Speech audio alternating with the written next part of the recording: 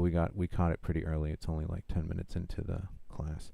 So anyways, so we have our cylinder. We've got it matching the one above. Let me make it hollow, so that way it's hollow on the inside, right?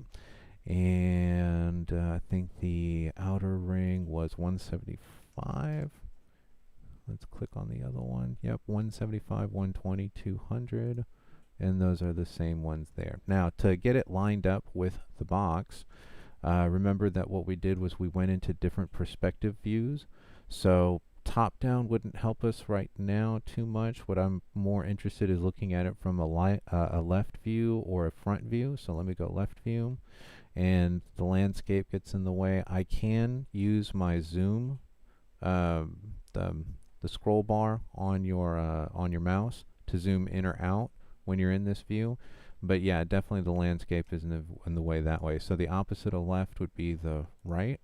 And I believed, yeah, in this view we were able to see it. So from here, what I can do is I can remember that in this view you can only move in two directions, right? So you'll see that we can't move towards or back from us because we can't see that angle. So what I can do is use this, and now I can see that my box, this box is obviously a little bit too small, so I'm going to need to make that a little bit bigger. So let's see, this is the z-axis, so let's make this box 500, not 5,000, 500. Okay, and then I'll just move it down a little bit, and I'll see, there we go. Alright, so now this should be big enough. That looks probably okay. And I don't want too much of a step because remember my character is going to fall in here and then they're going to have to jump into this area. Alright, and then the other thing I can do is I can also, remember we want some overlap with this because we are going to need to punch through that wall. Alright, so there we go. So we've got that working pretty well. Now what I'm going to do is look at it from the other view, from front or back. In this case, again, I have the landscape in the way. Now if I wanted to, I could click on the landscape, go up to it in the details panel. Let me get rid of these words up there. If I select the landscape, there it is. And I could just make it invisible, right? I don't have to see it right now. And now I can look at it in this view. But in this view, I can't see it because it's on the other side. So let's go to the back view. There we go. There it is. Let's see if we can select. Oh, maybe we can't. Maybe we were on the other side. Let's go back to the other side. Can we select? There's the cylinder. Okay, so now that I've got the cylinder, let's go back to the other view. There we go. Now, if we couldn't select it for whatever reason, because it was in the wrong place or because of the view, you could always just come down here to the World Outliner, find what it's called, select it from here, and it would still give you the ability to do that. So now I can center it more or less, kind of follow the lines down there, kind of follow the lines there.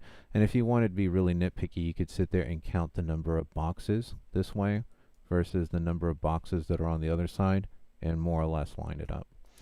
Okay, so now that we have the adjacent tunnel created, let's go back to perspective view. That'll get us back into the view that we're used to working in. And of course we want to make sure that it actually pops through, because once we make the other tube, the inner tube, once we've popped it, we want it to make sure that it actually cuts through this the square. Alright, so this is probably a pretty short tube right there. So what I'm going to do is my microphone getting scratchy? Anyways, so I still have the tube selected. I'm going to go back into the details panel, and the z-axis is always going to be the height of the tube, even if we've flipped it on its side, right? So I'm going to go to Z, and let's make this 1000. Okay, again, I'm going to line it up, and I'm just going to make sure that a piece of this is actually cutting through the box. Alright, so now that we have the tube at the right shape, at the right size, where we want the tube to be, what we're going to do is select the tube, and again we need to make a copy of it. So you can either right click up here, go to edit, duplicate, or remember that duplicate is Control W, right? So we've made another copy. It would have left that copy in exactly the same space. Now what we're going to do is we're going to make this one not hollow. And remember that the inner radius of the other tube was 175. So I'm actually going to go to the outer radius of this one and make it 175. And so that should cut a perfect hole right through, right? So what we're going to do is make this subtractive, and now we should have a perfectly cut tube in our box, right, for our tunnel. Yay. Okay. So once we've got this done once, we should be able to do this again. You can practice by making more tubes, or what you can do is grab the outer box, hold shift, I think our controlled, whoops, wrong keyboard, no. So yeah, so I have the subtractive and the additive one, right? So the one that's hollow and then the one that's invisible. And what I'm going to do is Control W to make another pair. And with that pair, I can just shift both of them over to the other side. And let's see if that, yep, that cut the hole for us there. So now we have an adjacent tunnel. Right?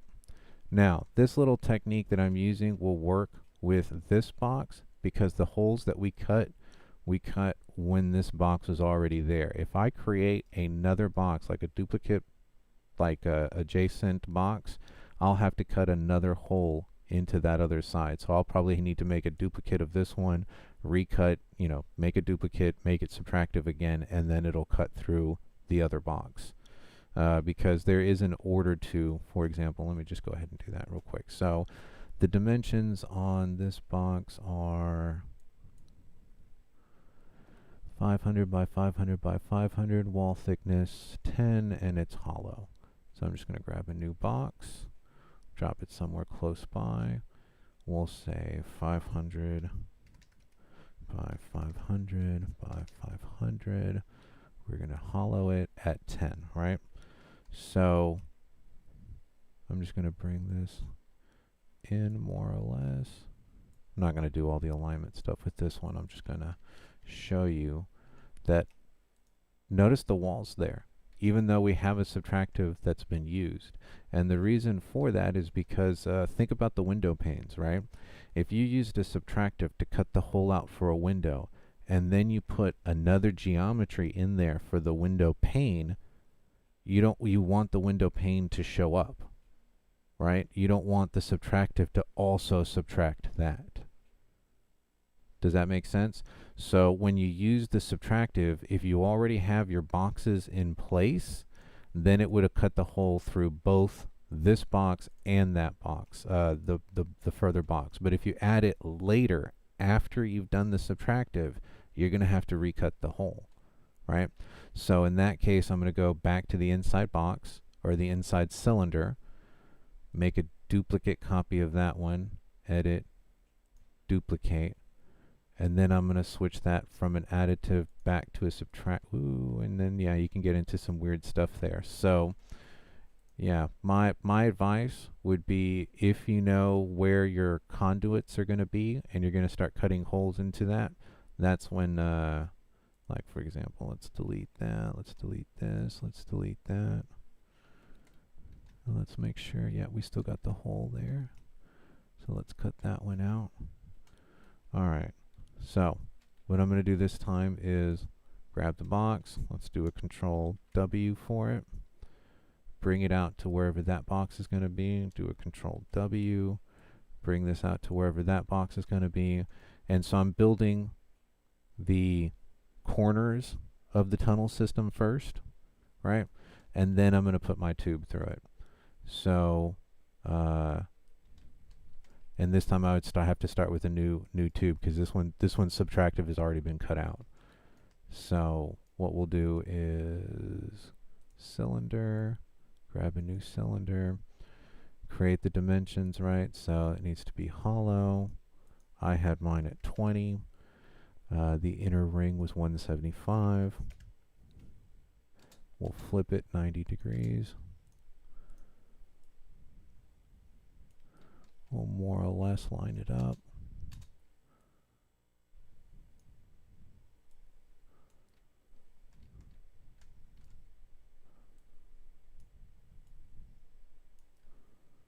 Okay, let's make it long enough.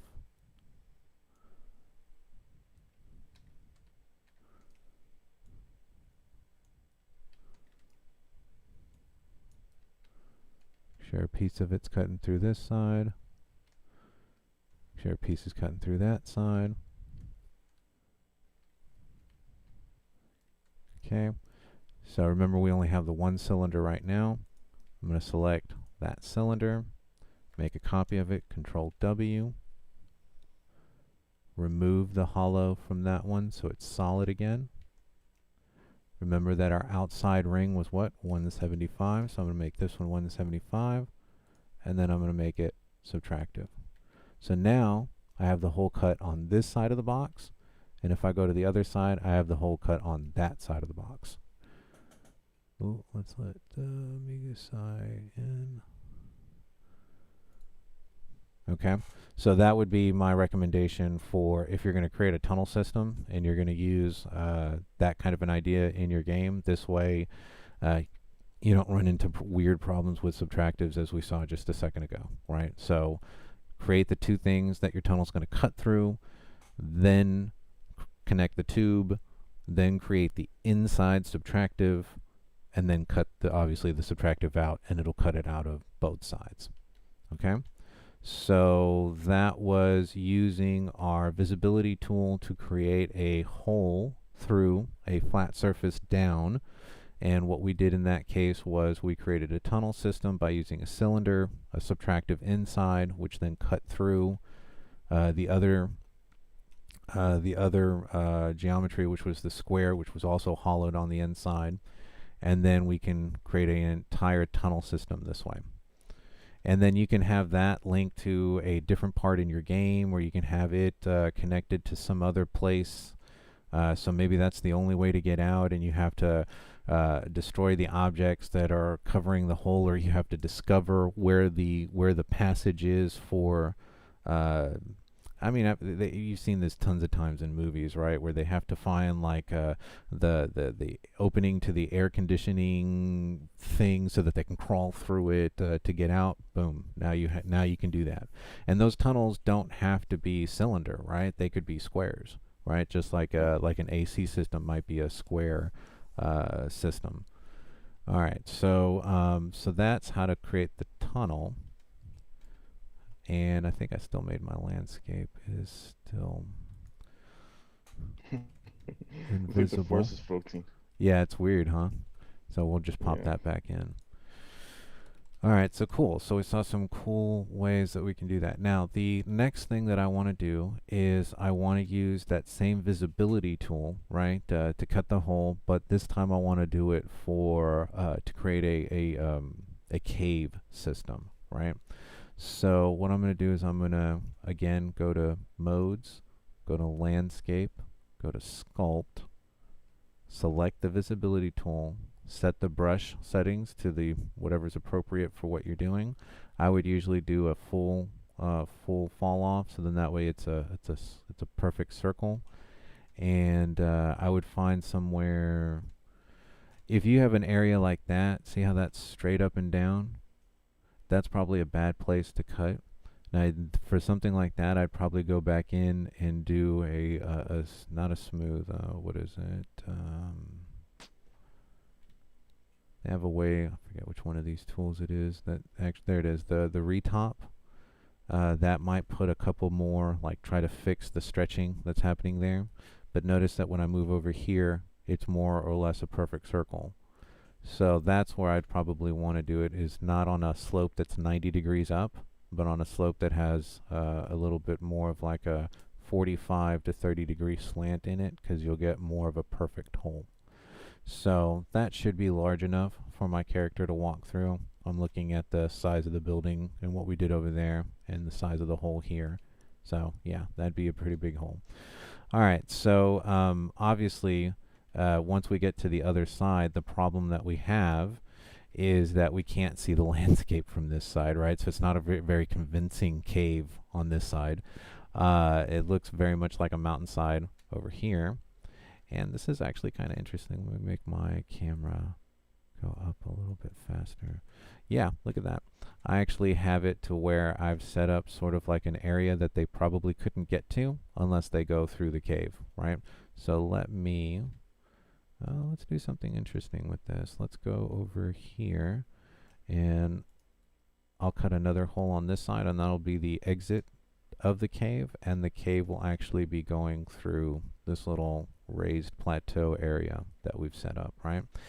Okay, so there's a couple of ways that you can create because obviously besides not having the interior walls, we also don't have a floor. There is no floor. So you could do this two ways. You could use a geometry, a flat, a square, bring it in, and then use that to create the floor for you, right? So we'll jump out of modes, go back to select. We'll go grab geometries, box, put that on the floor. Oops. And remember not to stretch it. Remember to use your brush tool. So I could end up doing something like this.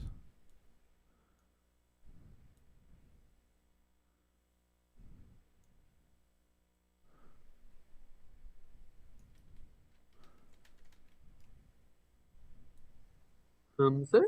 Yep. Yeah, I was literally, yes, waiting for class to start, and I fell asleep. Oh no. Yeah, while waiting for your class to start, and oh my god, I feel so ashamed. You can see the comments there. Okay, no worries. Yeah, You're here now though, so that's good. yeah. All right, and you know, remember that this is a geometry, right? So because it's a geometry, I can always go back into modes, go into brush editing tool, and I obviously don't want this thing to be sticking way out here. So let's just grab. Oops, let me zoom in so I can see those 2 points. I normally prepare 2 hours before class What? starts, so. Oh, okay. Well, we're in the middle of a lecture real quick, so let's if you have some questions, let's wait until the end. It's okay, I can just see the What's that? see the recording. Yeah, I'm doing the recording. Let's see. There we go. It's both of my points selected. Yay. Okay. So now that we got them both selected, it's not dragging just the top and not the bottom. There we go. Okay, something like that, more or less. Okay, we'll go back to modes, select, flip it to where I can sort of put it just underneath the landscape, right? And now I have a place for my character to walk. I still don't have the walls to the cave, right? But I have used a geometry, and with that geometry we can put a rock finish on it, right? And then we can do that. Now, this is cool if you want everything to be like totally flat and not have any landscape on the inside. But what I would do, delete, is I would actually go back to modes. Let's go back to landscape. Let's go to add. And what we're going to do is we're going to add another landscape, right? So let's see where it's actually, there it is. It's way over there. It's like, where'd it go? All right, so this one obviously doesn't need to be as big as my entire landscape, right? I'm just trying to fill in this little area right here. So I'm going to first of all drag it closer to this area. And now we could probably make it smaller. So let's go 31 quadrants. Ah, that's actually pretty good. Okay. Let's get it closer this way. We can rotate this so it more or less fits the area that we're looking at.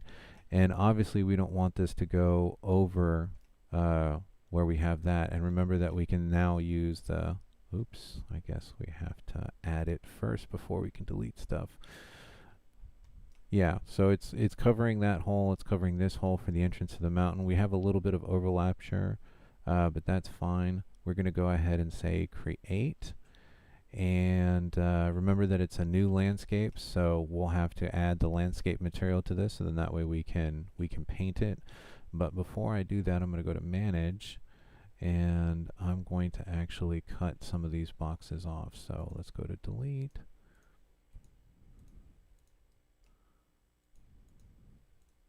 Because I don't want it to cover area it doesn't need to. I probably need to add that one back in.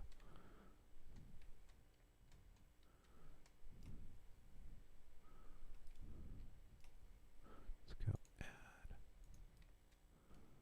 There'll be a little bit of overlap, but I could probably tuck that in when I shape it. And we'll probably need that one. Okay. Very cool. All right, so now we have a new landscape. We're going to go to the paint. We want to add to this landscape the, so let's go modes, let's go select, let's click on the landscape. There's landscape material. We already have the material built. There's a rock layer in it, so I could just use that one. And so we'll go back to content, a_my stuff. This is where we had the landscape, right? That's the folder that we created. There's our landscape material. We'll add that in. And it'll turn black. And remember that the only thing that we need to do is create the layers for this. So we'll go back to modes. We'll go back to landscape. Oh, it looks like they're already there. Okay, very cool. So let's go to the rock layer. Or no, they're not. We need to add them. So the normal is the one that we're going to go for. And it's asking me, where do I want to put this? Let's go back to a_my stuff. And we'll put it in the folder that we're working in. And this one, I might call it... because I want a distinction between the one that I use for the first landscape and this one. So I might do _ L2, just so I know it's the second one. We'll click OK. It'll create that layer. And now we have it as a rock layer. Very cool. And that might be the only layer I need to make for this one, right? And it's got that dark rock that we haven't really used anywhere else. So cool. So from there, we'll go back to modes. We'll go, okay, so we're still in landscape. We'll go to sculpt. And same deal here, right? So let me fix that little corner that's coming out right here. So we're in sculpt. We're going to use shift to push it down.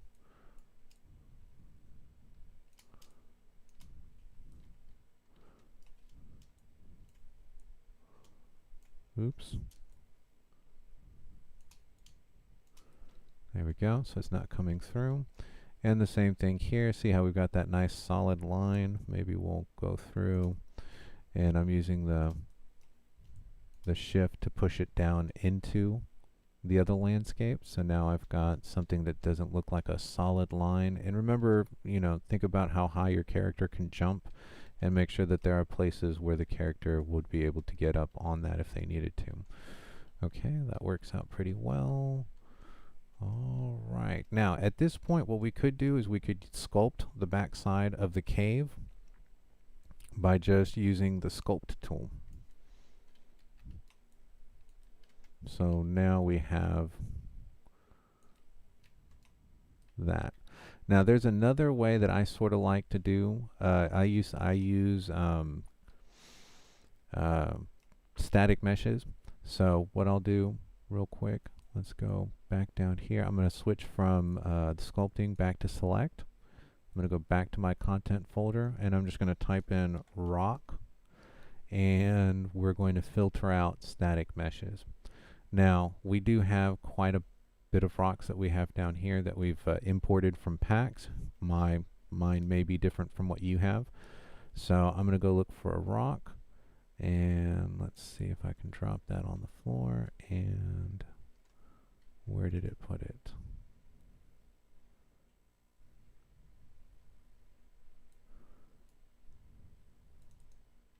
There it is.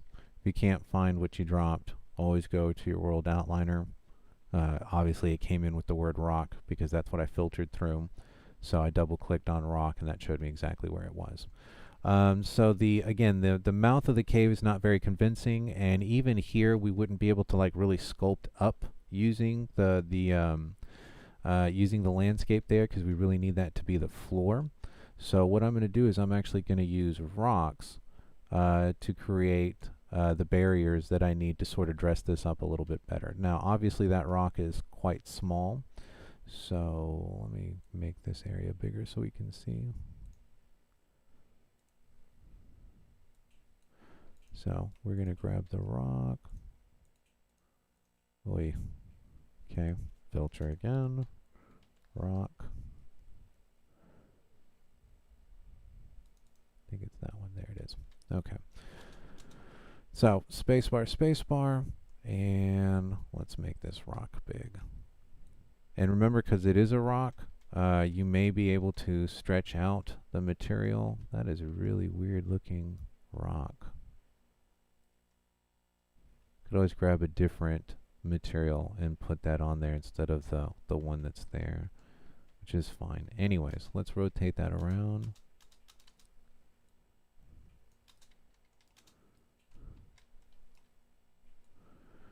And let's make it part of the entrance of the cave.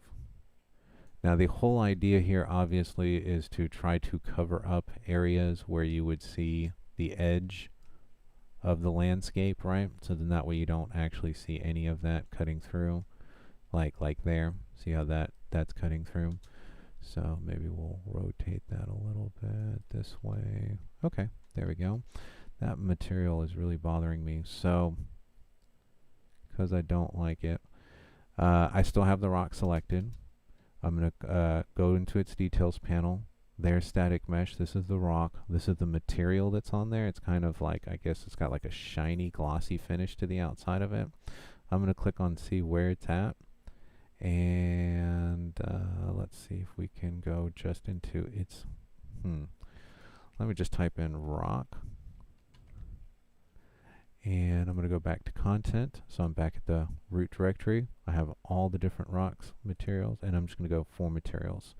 I want something that's not quite as shiny. Let's go with that one. Okay, yeah, that I like a lot better. That's way less shiny. Still kind of shiny. Okay, kind of like that one too, although there's some weirdness happening here. Maybe I'll just flip it around.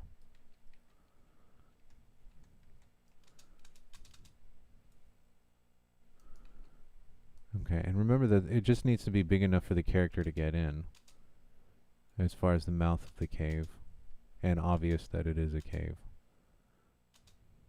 Let's see.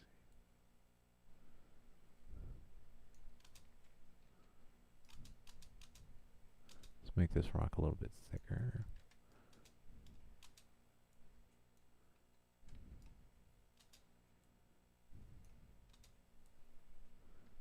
Maybe that's what I'll do. I'll just hide this section I don't like.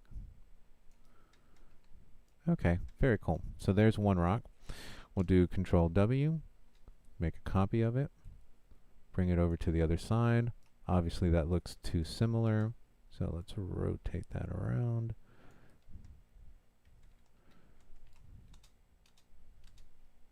Let's move it a little bit more like that. And even if you have like this small section like right here, you can maybe use like another smaller rock. So again, rock, I'm going to go to static mesh. Let's see if I can find a small rock to throw in there.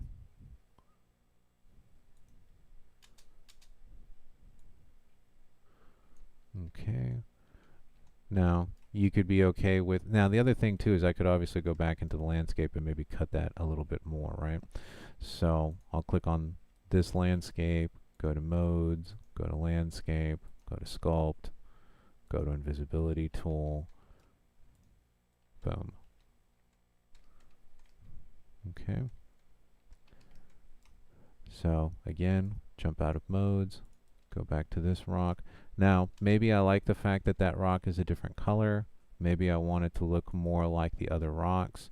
Remember that if you have the rock, if you click on any rock or anything that has a material on there, you can always go into Details panel, scroll down to Material, and there's what's actually on the rock, and you can select the little magnifying glass, and that will take you immediately to where that material is. Then I can click on the other rock and just drop that material on that rock. Right, so now that rock more or less looks like the other ones. There's a piece of green showing up right there. So let's just push that right there, and now it's covered. Now obviously I would want to get my character here and walk them through and see if they can actually go into the cave, if there's enough headroom for them to be able to do that. Now from there, the other thing is we can continue doing that, so then that way we can actually get the sides of the cave itself, right? So usually what I'll do is I'll look for a rock that looks more or less flat. So let me go back to static meshes, and let's take materials off. Let's go back to content. Let's see. Different kind of rock, different kind of rock.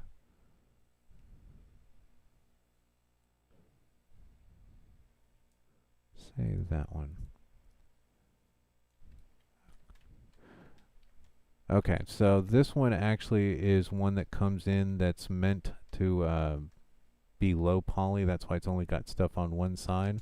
So you can use things like that. Obviously, we would need to rotate them in the right direction, bring them in. Let's see. Oops, I don't really want to sink it in. Let's bring it in this way. And because it's rock, let's see if we can stretch the wall out.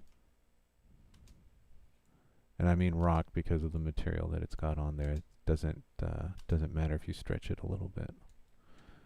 Okay, and then the only thing from here is obviously make sure that parts of it don't show up outside the map, because even though the character may not see this, if they walk into it, it'll feel like they're walking into an invisible wall. So that's not a good thing there. So let's bring that back inside, and then we have a little hole or a gap or something that we'd have to fill in with one of these other rocks. So we'll do Control C or Control W to make a new copy, bring that rock over, rotate it a little bit, let's move it back into that corner. Okay, so what I'm going to do is let's go grab my character, my first person character. Let's see, where did I leave them?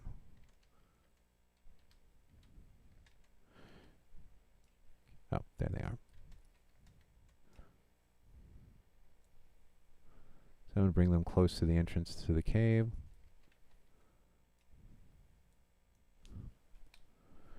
And let's push play just to see what this sort of looks like. Okay. I can definitely walk into the cave, so I have no problem with that. I still need a ceiling. I still need some walls, right? But we can see how this is starting to shape up with the walls there.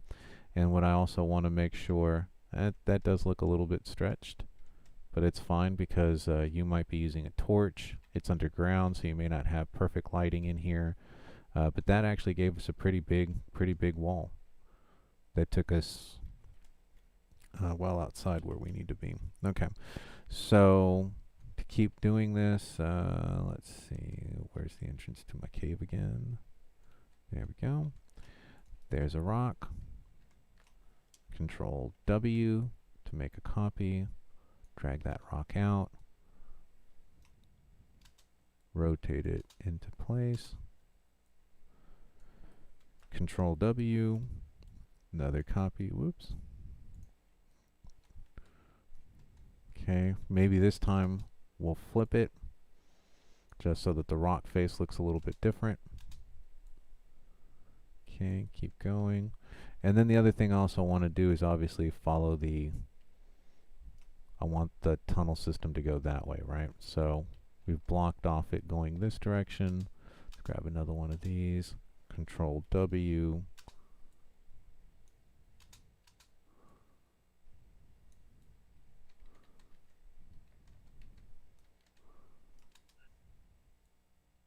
Excuse me, Professor. What does Sure. Control W does? You flip and rotate the. So the space bar is what I'm using to rotate between this tool is the scalar tool. It makes the rock bigger or smaller. If I have this tool, if I grab one of the edges, that's what's moving the tools around. And then the next one is the rotating tool, so I can rotate in the different dimensions this way. And so what I'm doing is I'm duplicating the rock over and over and over again and trying to change the facing side that the character is going to see. So then that way when they walk through, all right, see how that rock looks different from that rock, even though we know they're the same rock. And the idea with this is that you're saving a lot of processing power because all you're doing is reduplicating the same rock. So instead of the computer needing to create all these new, and some of these rocks don't have blocking volumes. Interesting. Let's see how we figured out. Let's just hit escape. See, that would be a bug. See how I ended up where I didn't want to be? So we'll get into collision settings later. And I'll show you how to do collision settings when we start talking about Lab 5. But for right now, the idea would be that we want to use rocks, duplicate them, Control W, rotate, flip them until we get the space that we're looking for. And then the last thing to this obviously would be to make the roof. So an easy way to do this would be to actually use a geometry and just extrude it out to the areas that you needed to, or continue using rocks. So I could grab, let's say, this rock, do a Control W with it. Let's grab it up into the air. Spacebar, spacebar. Let's make it flat on one edge. Okay, so that the rock is more or less flat. Once the rock is flat, we can rotate it 90 degrees so it's on its side.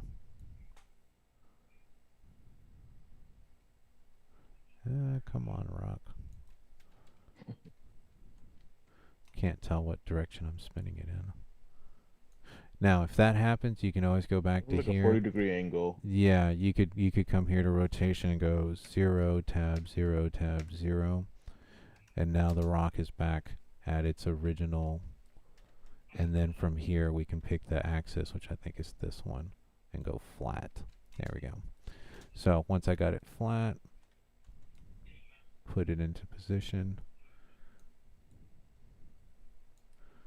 It can even be an overhang jetting out of the top of this thing. Let's see.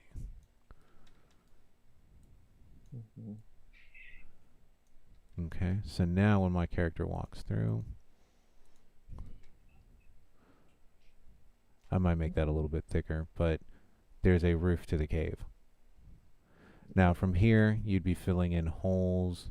I might make a couple of extra copies of this one, and I probably wouldn't make it that flat. So I'd probably give this a little bit of thickness. Right, so it actually looks like a rock and not like a rock, like a sheet of metal.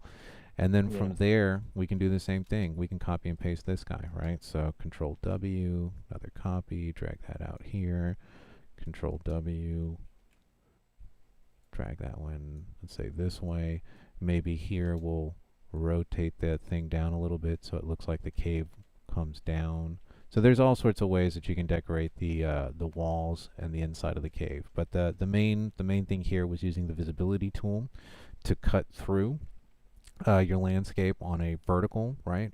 And make sure that it's not 90 degrees, because 90 degrees creates a weird hole. Try to put it on a like a 45 to 30 degree angle. That cuts a nicer hole. And then what we do is we look through our contents, we look for rocks, and we use rocks to decorate the outside of the cave. And then of course we put our character somewhere close by, we walk through the cave, and then as the character we're going to be looking for eventually, as you do beta testing, the structure of the cave, making sure that the cave walls are not porous and don't allow our character to walk right through them, right? Because, and we'll talk about collision settings later, but we need them to block. But for right now, don't worry about it if your character does. Just walk through the cave, and what I'd be most concerned with would be things like that, like if I could see the atmosphere or the outside of the cave through the walls.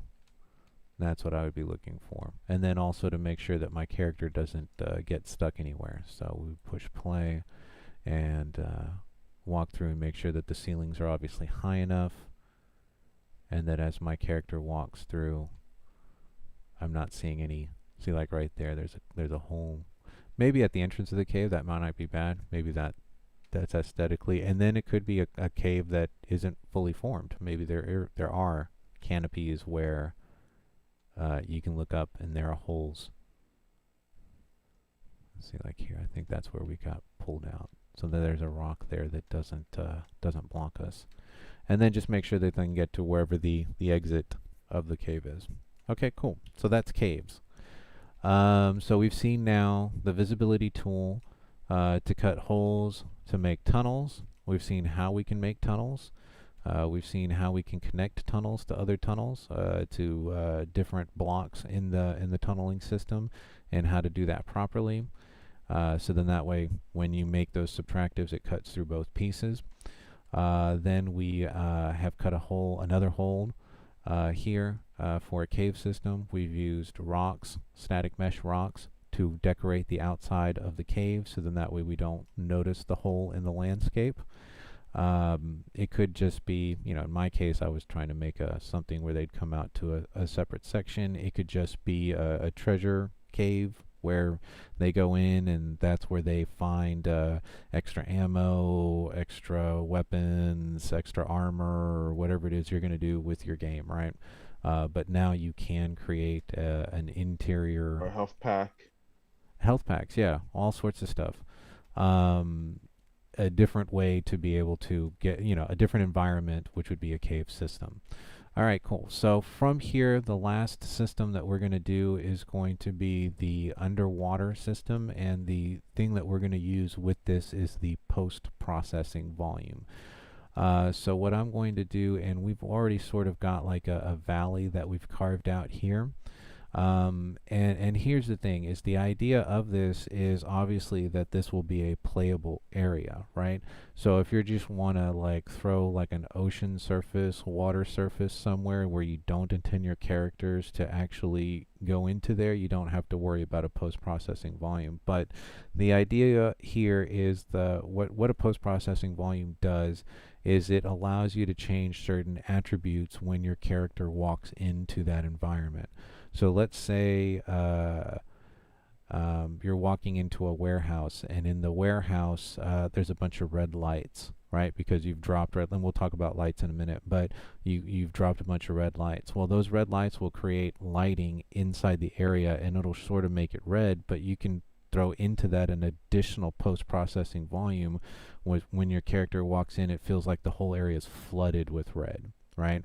Or what we're going to do, which is when you go into an underwater environment, the atoms in the water deflect, I guess it's the blue color, or they reflect the blue color, right? So that's why we see, or they absorb blue, and that's why we see, I forget how it works exactly, but it absorbs that color, or it reflects that color, or it absorbs all the other colors and doesn't absorb blue, and that's why we see blue on the water. There we go. Got my stuff straight.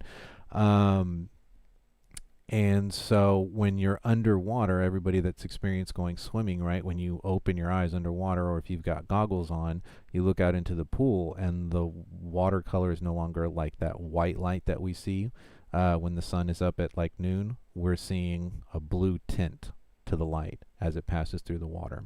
So that's the effect that we're going to create here. Now you can use this in a horror game engine if you want to like dim the lights in a certain area as they walk into an area. You can have a post-processing volume that just makes it darker or changes the color, and we'll see.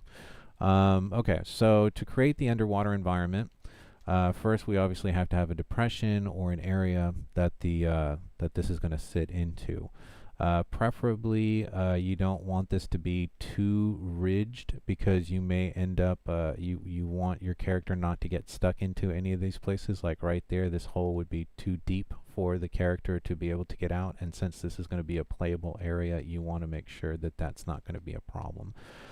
So what I would probably do here is I would go back into modes, go back into landscape, sculpt, and I'd probably go with the flatten tool, and I would find the lowest area that I want, and I would just create a flat environment that my character would then be able to play inside of without getting stuck anywhere, right? So it'll look maybe artificial a little bit, but and it doesn't need to be that strong. There we go. That way it doesn't look like. And we can go back and fix those edges. Whoops. That's fine. Let's see.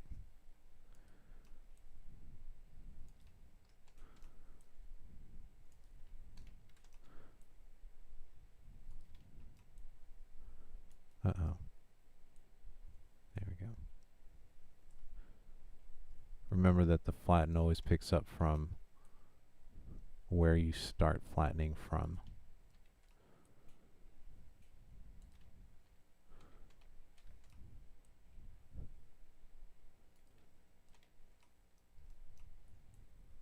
Uh-oh. Okay. And maybe we'll make like a waterfall or something here, and that'll explain how the water gets into this area of the map. And then it goes this way, and it's flat now for the most part, a playable area. Now, if we want to kind of fix that, I think it's that, and maybe the smooth tool a little bit, and that'll smooth it out so it doesn't look like that area is stretched.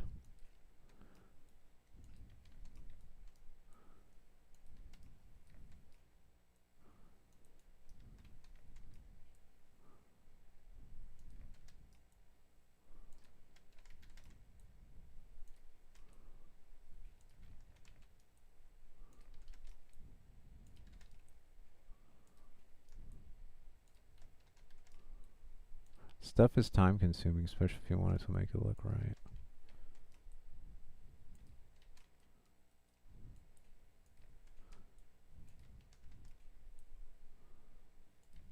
Okay, so now I don't have too many stretched areas. I do have a flat area where my character will be able to play in and won't get stuck. Nothing too deep. And now we're ready to start with the surfacing of this. The other thing too is I might create an area where I guess the character would have more or less like not just a drop off into this. So let me go into sculpt and let's turn the strength down a bit. And I'm going to use the shift to push that down. And right here, there might be like a not quite as steep part where they would drop down. Another good thing that you could do here maybe is you could use a ramp. This would be a good place to use a ramp. So we'll click there. We'll click on the other place that we want the ramp. And we'll just make this wide enough. Ramp width. And then we'll add the ramp. So now we have sort of like this nice little sloping angle that the character can drop into, and then they'll be more or less there. And once that's there, again, we can go back into the smooth tool, smooth those edges off, and again make sure that we don't have any pitfalls where that character could get stuck. But yeah, that would be a nice slope where the character could come down and they don't just fall into it.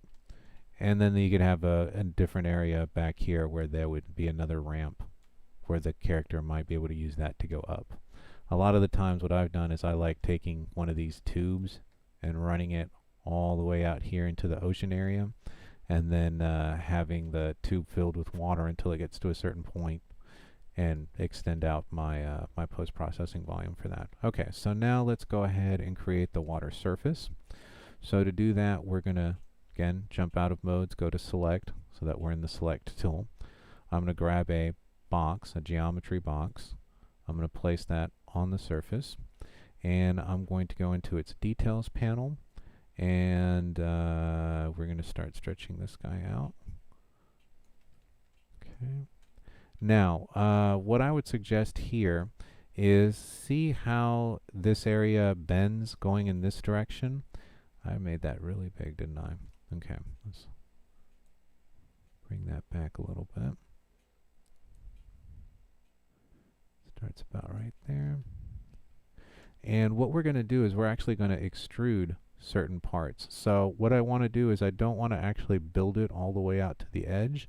I'm going to build it until the point where I'm going to want to extrude it. And I'll show you what I'm talking about in just a minute. Let me just get this more or less where I want. Let's stretch it out this way so we have a surface. And this is going to end up being the water surface. Now, obviously there's a depression here, and that would look really weird if we saw the edges of the wave there. So you can either go back into your landscape and pick that area up, or you can push your water down, right? So what I would do is I would look around, just make sure that there aren't any weird edges, or that you can see the edge to anything. See, like right there, that would be, but that might be hidden by the waterfall that we said we were going to put there. But let's just go ahead and push it back a little bit. And then that way it's covering that whole area. Okay, so once we've done that, what I'm going to do is I'm going to go to Modes, Landscape. No, Brush Editing, sorry. Brush Editing. And remember, in the Brush Editing, what we do is we can select a plane. And one of the options, once you've selected a plane, is to extrude. So what I'm going to do is I'm going to select that thin side right there. And the way I know I have a plane selected is because you'll see it turn orange. The whole thing will turn orange. And then I have the extrude button that's available. So with that, I'm going to select the extrude button, and I'm going to pull on this side. Okay, so now we can see that we have the first area there, and we have a second area here. And I still need to kind of pull this over this way. So let's go and grab this one. And with the extrude tool still selected, we'll pull out in this direction. Okay, fantastic. So now we have a surface area for our water that reflects the area where the water is going to be in, and it's not just this giant square thing, right?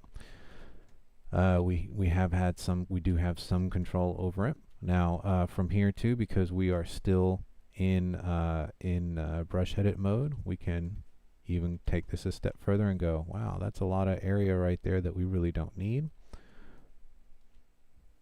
So I'm going to come here, grab the first dot, Control to grab the second dot,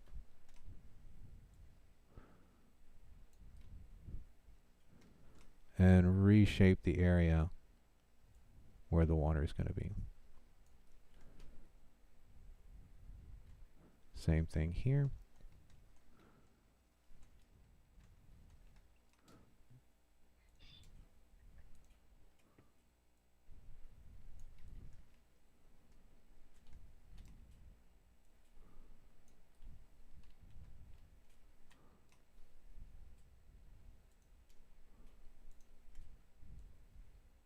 And I'm selecting the first vertice and then holding Control and selecting the second vertice. So I grab both the top and the bottom layer. And we don't want this going into our cave because we don't want any waves or any water surface in our cave. So I'm going to grab this last one here.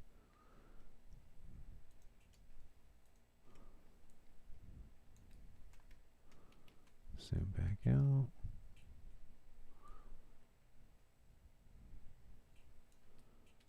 Okay. It's not bad. It's not bad at all. Okay. So now we have a system that is closer to the area that we want it to be in. Okay, so once we've done that, we're going to go back to select. Now notice that when I click on this, each one of those sections are individual, right? Because they're their own little geometry that we've extruded, but they're all sort of seen by the same thing. So it's like multiple planes on the same geometry. So what I can do is have that surface. I want to add a water to this, right? So this time, instead of typing in rock, we're going to type in water. And I don't need a static mesh. I'm looking for the material. And the one that I like to use is the M Water Ocean. So I'm going to grab that and drop it onto my material. So now I have a water surface, at least on one of the geometries. And this one's pretty convincing. You can see the movement in the water, and if we actually went and looked at this material, it's insane. All that to make it move and to create this geometry, or this material that has like the appearance of it's changing the outside of the shape of the mesh. It's very cool. Alright, so we have water surface on one. Let's add that to the other ones because it didn't add in, right? So select this one, and we could obviously select multiple ones by holding Control.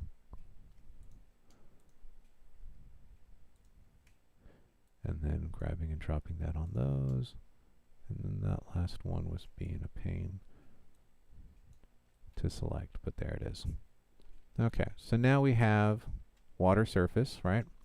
But if we go underwater and look up, it's not very convincing yet, right? We have the, more or less, the geometry is blocking the water surface, and we're creating this kind of weird thing. Now, before we move on to actually adding the water surface to the bottom, and the reason why I want to do this first, to add the post-processing volume, is because once we put the water surface on the bottom that looks like the waves, like if you were underwater and you saw the waves going by, like just the crests of the waves, that's usually what ends up looking. Water's transparent when you're underneath it, but when you're on top of it, it bounces light, so it's sometimes you can't see through it as well unless you're very close. But if you're underwater and you look up, you obviously have all the light there, and so the light goes a little bit differently. But once we use the material, which is going to be the it's the M Water Clear, the cheaper version, I guess it says cheaper, meaning that it's got like less, it takes up less RAM. Once we put that there, if we try to select on it, it's going to be difficult for us to do so. So what I'm going to do real quick is I'm going to select the water surface, one of them, and I'm just going to grab and drag this up and remove it from where we were, right? So then that way we can see it as its own object and all. Now, what I'm going to do at this point is duplicate this object, right? So I'm going to select the object and go into the details panel, or remember we can just hit Control W. So I have that selected. Where are you? Oh, because I have the word rock up there. There it is. So that's our water surface. We really should be naming things, but I'm just going to go with it. So that's our water surface right there. I'm going to do a Control W. So that has now made a second copy of the water surface, and we go, wow, that's kind of weird. Why do we do that? Because we're going to actually turn this into a post-processing volume. Now, the reason why we have two copies is because it's going to take up exactly the same space. We don't have to pull a whole nother geometry to create this. Now, the way we're going to be able to do this is by, when you have that second one selected, you're going to scroll down and you're going to see down here that it says convert. Don't do this yet if you're following along with me. Convert actor, and one of the options that we have is turning this into a post-processing volume.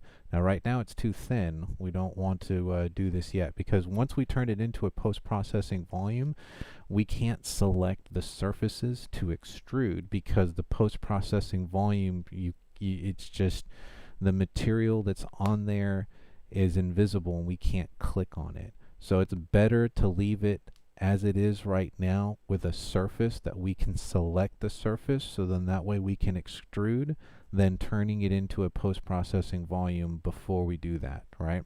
So there's the top one that's going to be my surface. This is the bottom one that's going to be my post-processing volume eventually. I'm going to go to the bottom of it, right? And I'm going to go back to Modes, Brush Editing Tool, select that bottom surface, and extrude and pull down. So now we have a thicker surface, right? And okay. And at this point, if we wanted to, we'll go ahead and do this to all the other surfaces. So we'll grab that one. We still have extrude selected. Pull that one down. Pull that one down.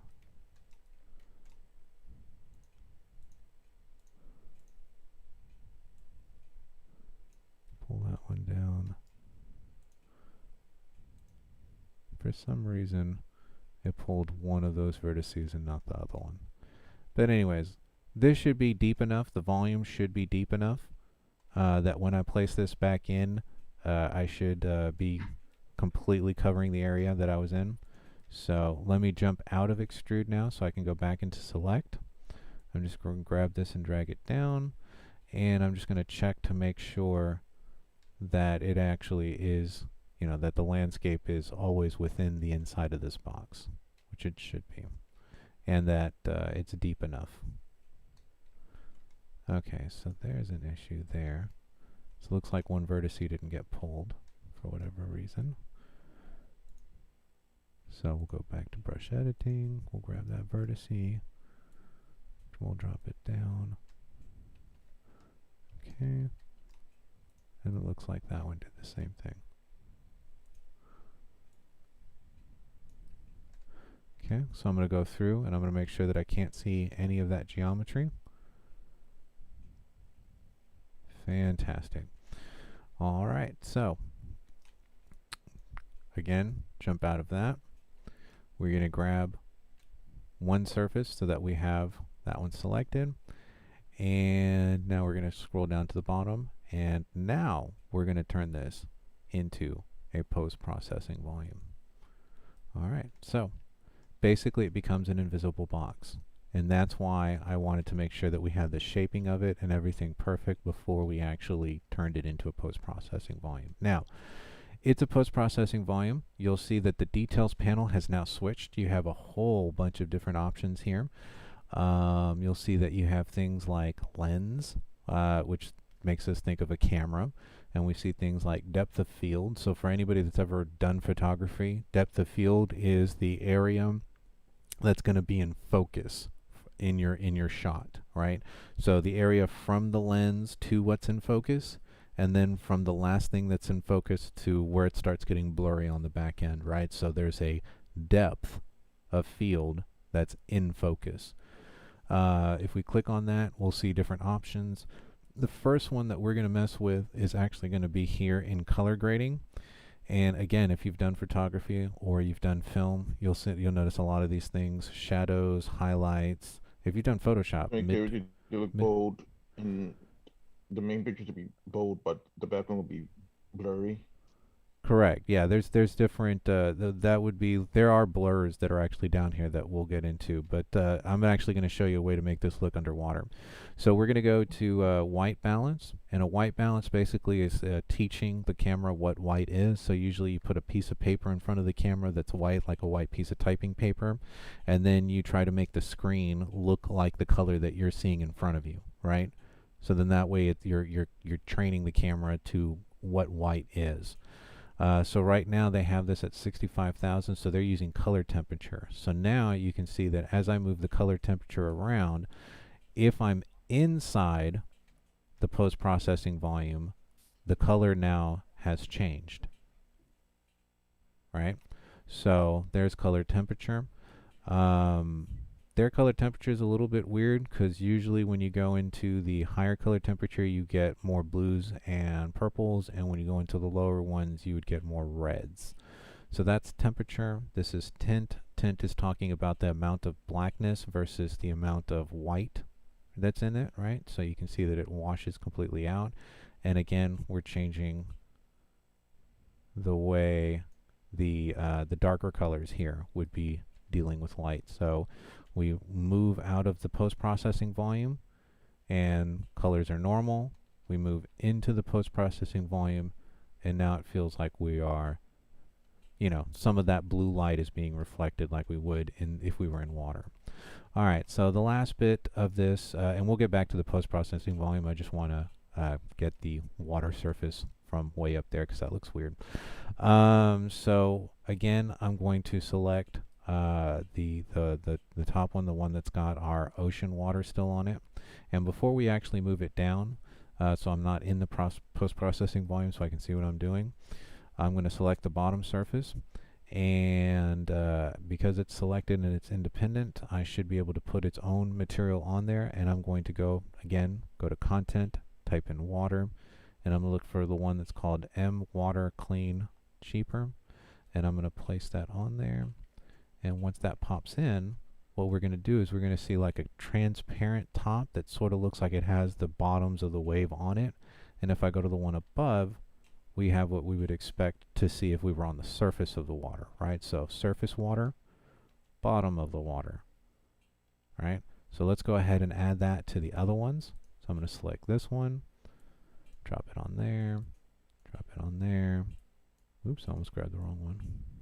Drop it on that one, and then drop it on that one.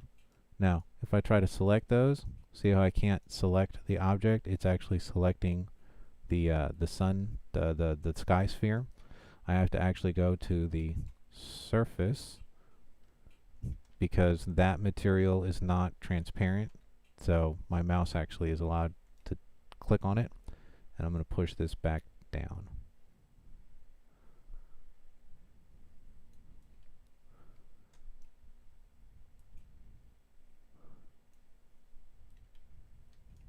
Okay, so now we have this weirdness, and I did this on purpose. I pushed it down a little bit further because imagine your character is walking to the edge and this happens. Well, the effect of the underwater shouldn't be happening there, right? It should be happening once we're in the water's surface. So again, I can't select the post-processing volume because there's nothing for me to click on unless you can get to one of these lines and you can maybe click on one of the lines. There we go. That's the post-processing volume. The other thing you could also do is come up here to your world outliner and type in post-processing volume. You'll see under type, that's the post-processing volume. It's a tongue twister. You say it too many times. And now I have that object selected, right? So if I need to, I can push that a little bit lower. And now I can select the water surface and bring that up a little bit higher. Obviously, I don't want to create that effect like we were seeing earlier. So let me push that down a little bit further. And we're still having it, so up a little higher. And a lot of this is just finessing, getting it just right. Well, that actually works. Let's see. That doesn't. So still have the word post up there. Select the post-processing volume. Drop it a little bit.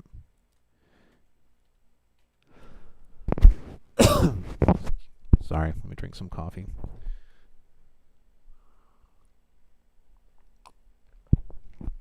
Okay. Yay. All right. And let's grab my character who is, I guess, by the cave. Where's the cave entrance on my character? And let's put them closer to the water's edge.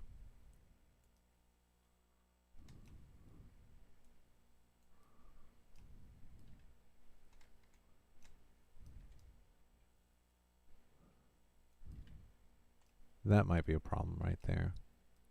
I might go back to my landscape and just bring that up a little bit. Okay. And even maybe just a little bit closer. And you can see the landscape has gone quite a bit lower. So I'm going to hit the N key so I show up on the surface of the landscape, and I'm going to push play. So now I'm here. See, that doesn't work because it's already starting to turn blue and I haven't really gone into the water yet. So I need to drop my post-processing volume even further. So again, type in post, grab post-processing, and we'll drop that down even just a little bit further. Push play. Walk up towards my water. That feels normal. Okay, so now we have this, I call it walking on water, right? And the reason why this is happening is because the geometry that we've placed the water on is got a collision setting which is blocking our character. Now when we get into lab 5 we'll talk about this a little bit more. What we're going to do for right now is we're just going to select the surface area of the water. We're going to go to details panel, and why did that happen? World settings, that can go back in there. Let's go back to world outliner, select the surface water. And I'm going to scroll all the way down to the bottom where I'm going to see what is called, let's see. Okay, so here's the thing. So we just created a post-processing volume, right, from a geometry. We now have the surface water. We have it exactly where we want it to be. We've checked all the outer edges, and we're ready to convert this into a static mesh. The static mesh will come in with collision settings. Geometries do not have collision settings. So have the water surface selected, scroll all the way down to the bottom in the details panel, convert actor underneath actor, and we're going to say, let's see, blocking volume.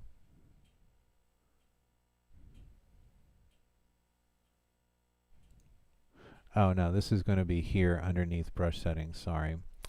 It's going to be brush settings. We're going to see that little drop down menu, and it's going to say create static mesh. So we're going to do that. I'm going to put it in A_my stuff. Maybe I'll create I'll right click, say add a new folder in there. I'm going to call this underwater. So any of my underwater stuff that I create will go in here. I'll select that folder as where it's going, and I'm going to go ahead, instead of calling this brush whatever it is, we'll say water surface. Okay, create the static mesh.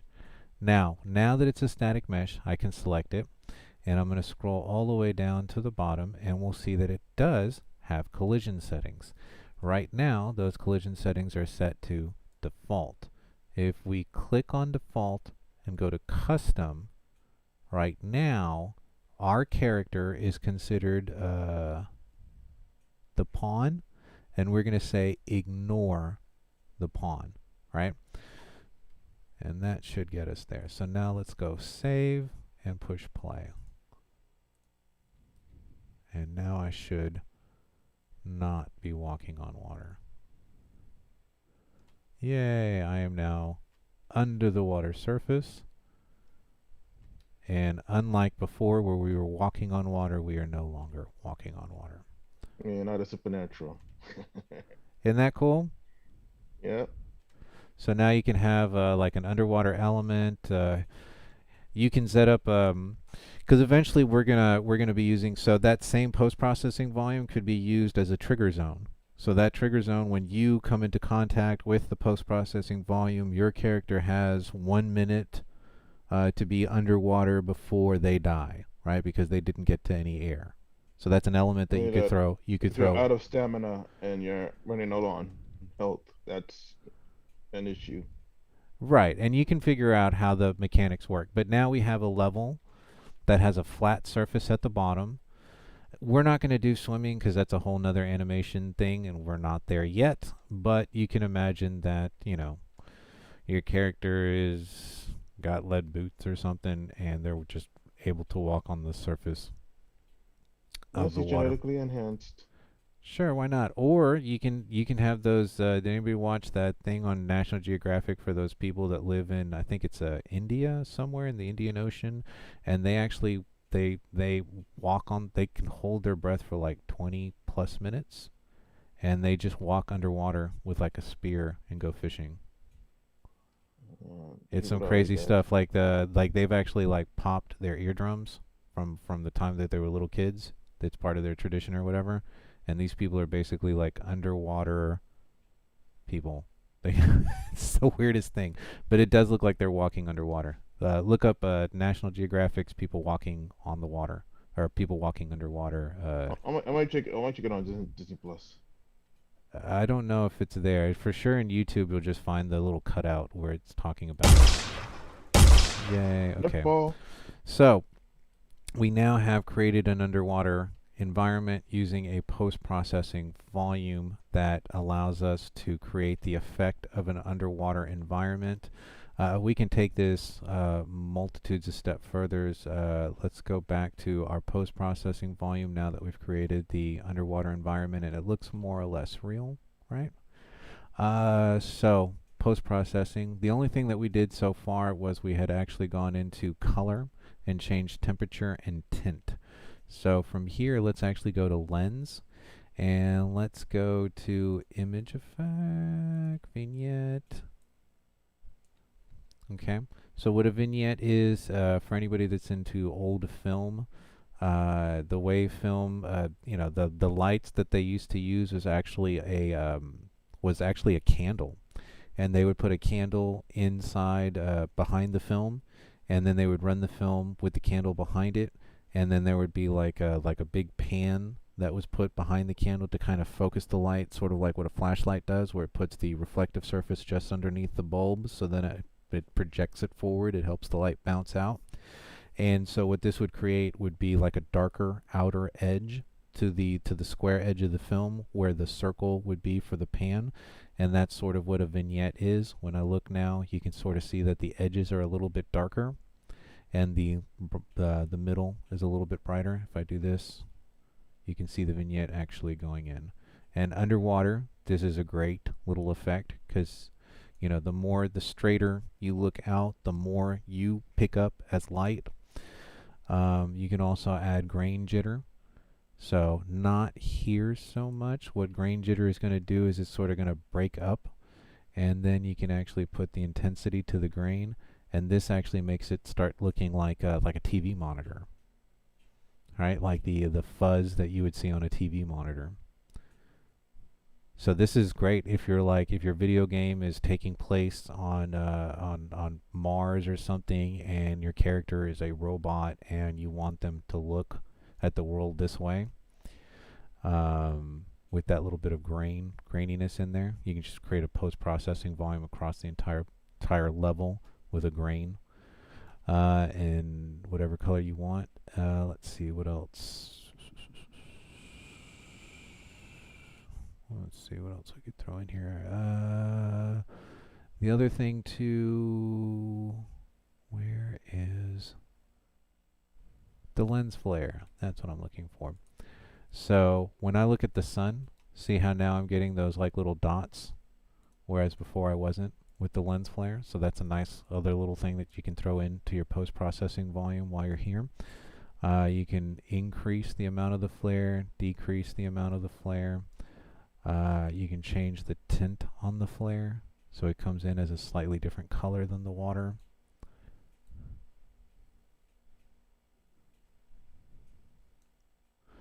Let's see what else we can do with this.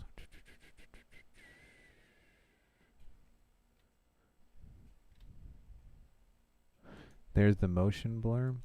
So if you wanted it to look blurry in here, you could actually give it a bit of a blur.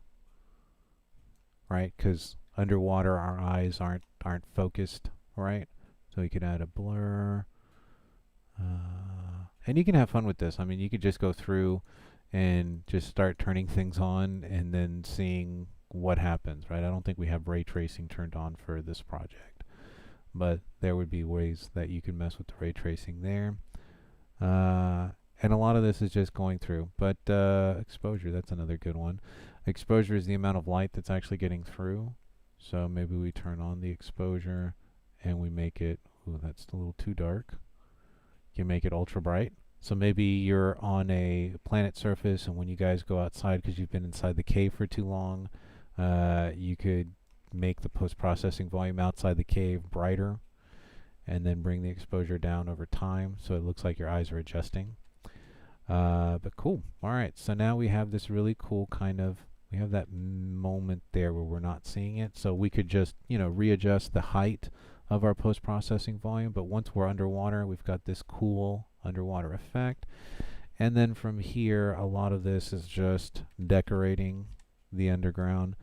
So I think I actually have quite a few packs that have underwater or fish. Let's see. Wild berries, tropical fish. Okay. So meshes, a whole bunch of little fishes that we could drop in there. And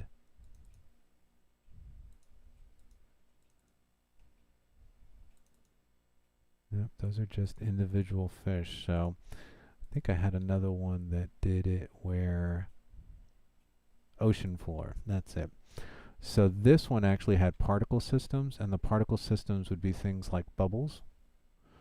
So let me drop one of those in there.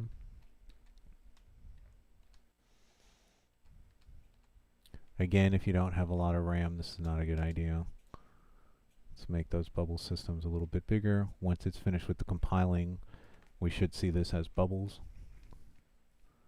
Let me go see. There was another one that was fish actually swimming. There we go. There's my bubbles. Let me slow down my camera so we don't zoom by it each time. Isn't that neat? And if we don't have that thing selected and we don't see the outline of it, and now we can create like an underwater level. I think this pack is free, the ocean floor one, or it was at one point. Let's see, fish, dense. And notice that there's an arrow that these things are pointing in. So that's telling you what direction the fish are going to be swimming in. So let me pull that up. And there we go. We have some fishies swimming by. Right now their track actually takes them into, let's see if I can rotate them a little bit. No, I don't know where they went. Oh, they went way up there. Well, that doesn't make a lot of sense. Right, so then you would just play around with them and put them where you need them. So, let's see. There we go. So now my underwater has bubbles and fish. And apparently they swim up the landscape. So we would have to figure out how that thing tracks out, because that would look very weird. All of a sudden flying fish. But anyways, okay, so underwater level, post-processing volumes, visibility, and I think at this point we are finished with Lab 3. Let me go and check what I have here for Lab 3. So, understanding modes and creating landscape, right? So we did a lot of that, right? Switching modes from select to brush editing to the foliage tool to the painting tool, right? So all those were there. Then we did Lab 3B and 3C, which was using the sculpting tool, right? So inside the landscape mode to create the mountains and push the area down. Then we created a multi-tool paintbrush, right? So we created our own paintbrush. We added that to our landscape and we painted in the grass and the snow and all that other stuff. From there, we did, well, applying it was making it look less copied and more realistic, right? Remember with this landscape, well, hold on. With that landscape, we made it look less pixeled, right? So it actually looked more realistic. So that was that one. From there, the brush editing tool, that was taking a geometry, grabbing the vertices or grabbing the planes and moving those around to reshape. In the example that I have there, we take a square box and we turn it into a triangle so that we can fit it into our roof. So it looks like the piece that we're missing from our roof. But we've also used that now for the post-processing volume and for the surface of the water, right? To use it, to pull it out, to make it actually the area, however, the bends and the meandering of our river, right? and then also to extrude out the post-processing volume, so then that way we would have that area match what the surface area for the water was doing. From there, we did use visibility masks to create a tunnel. So there's the video for that one. Then we have a visibility mask for creating a cave. We did that one today. So we finished tunnel and cave today. And then we did the post-processing volumes here. So exactly what we covered, I actually have this in 3 videos. So part 1 was creating the surface water, part 2 was creating the post-processing volume that comes down, and then part 3 was messing with the details inside your post-processing volume to change the color, to add the lens flare or the vignetting that made it look more underwater for us there. From there, we'll take a look at the checklist. This one actually is quite extensive. It's one of the more extensive ones because there's so much stuff that we did. So for 3A, I'm looking for a landscape that doesn't look like a square, that I can see that you've used the add and deletes to create an area that doesn't look like a square. And that's that green thing, that green mesh when we create the landscape. From there, I want to see that you have sculpted it, that you've used the sculpt, the smooth, and the flatten tools, sort of like what we did today, where we flattened out the bottom, we resculpted the sides so they didn't like we smoothed them out, and we used the up and down on the sculpt to create the mountains and the valleys that we needed. From there, that you have used the other tools that are there inside of Sculpt. So that's what the second video is talking about, are the other ones, the erosion, the hydro, and the noise.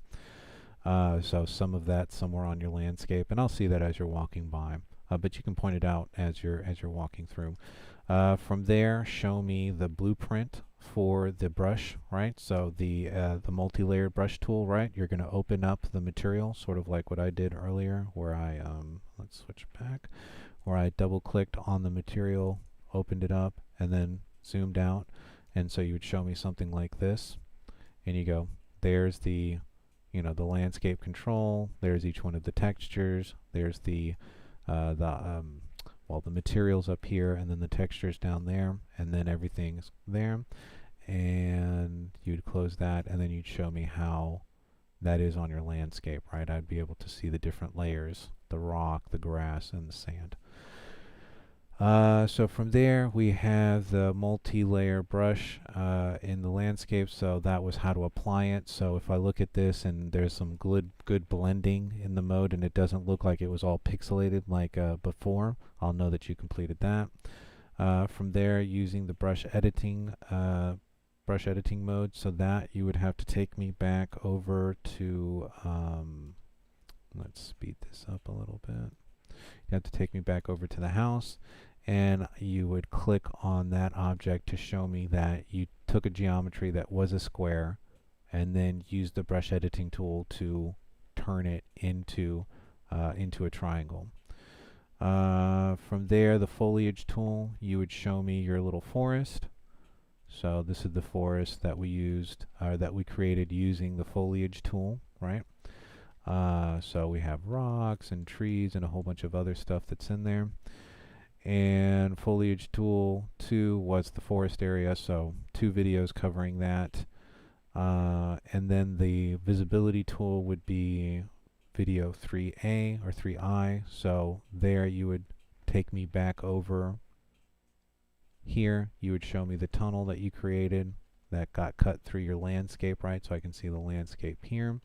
And then I can see the tunnel system that was cut through. You could even drop me down, show me what you did. Again, remember this is only a 5-minute video. And then from there we have the cave, which would have been the second part of this, which was using the visibility tool to cut a hole.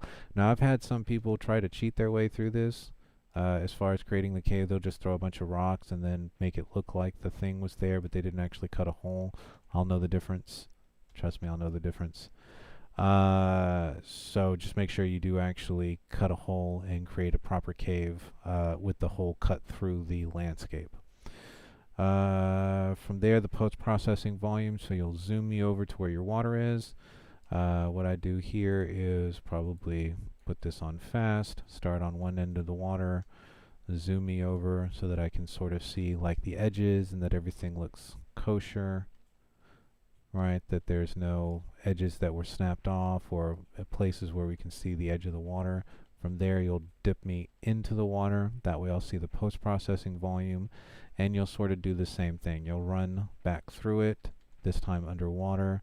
If you have any like little fishies or something that you've added, you know, stop, be like, hey, I added some particle systems from the underwater ocean pack, and then zip me through and then back out the other end.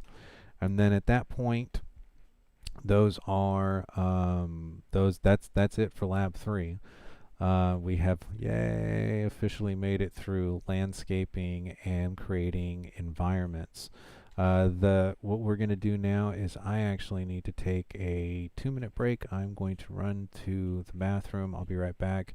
And when we get back, we'll actually start with lighting, right? So we'll look at how to change the lights, how to change the clouds, how to make them do all sorts of different things. So then that way our environment could be either during the day, at dusk, at night, with the stars out, no stars out. I had one group that at one point made it look like you were on Mars. I had another group that made it look like it was a nightmare by the way that they colored the clouds and used their lighting. So I'll be right back, 2-3 minutes, and then we'll jump into lab 4. Give me just a moment.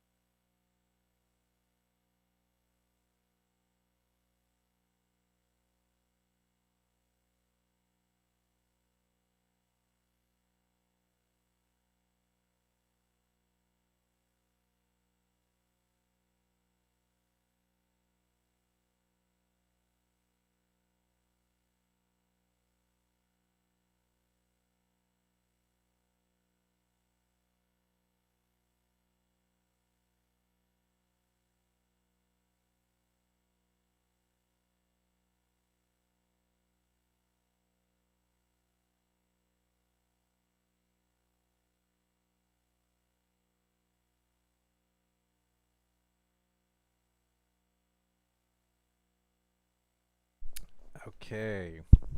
1, 2, 3. All right, we're back. All right, so any questions about what we did in lab 3? Anything that I can go back over, maybe retouch a second before we jump into lab 4?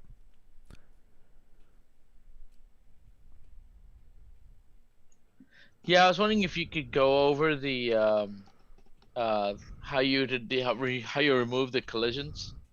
I seem to be stuck there. Sure. Okay. So what ends up happening is that you have to first convert this into a static mesh. So if you have not converted your water surface into a static mesh, you're going to have to do that. The way and I can't redo it to this one because it's already been turned into a static mesh. But what I'll do is I'll grab a new geometry. I'll put that one on the floor, right? So this would be quote unquote your water surface. And then from there, you would go to this little drop down just underneath brush settings, right? And there it says create static mesh. Now, once you've done that, it's going to ask you where do you want to save that. I'm going to put it in the folder that I created called underwater. And to create a new folder, you can right click, and whatever folder you right clicked in, that's where it'll drop that new folder for you. So I'm going to go to underwater. And I'm just going to call this test box.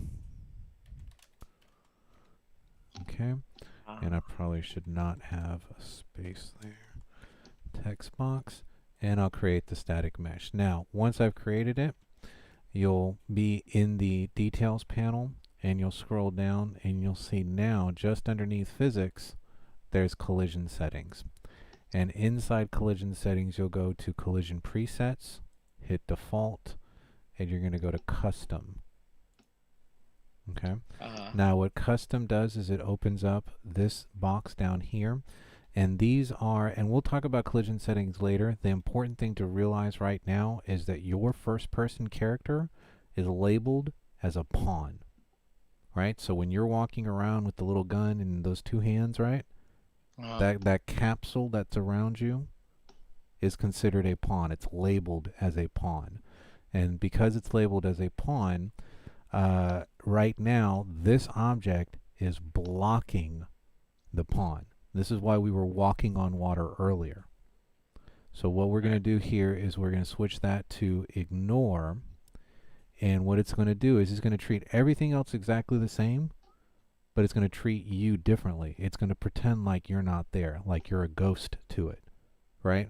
Because it's ignoring you. So you're able to walk right into that static mesh, no problem.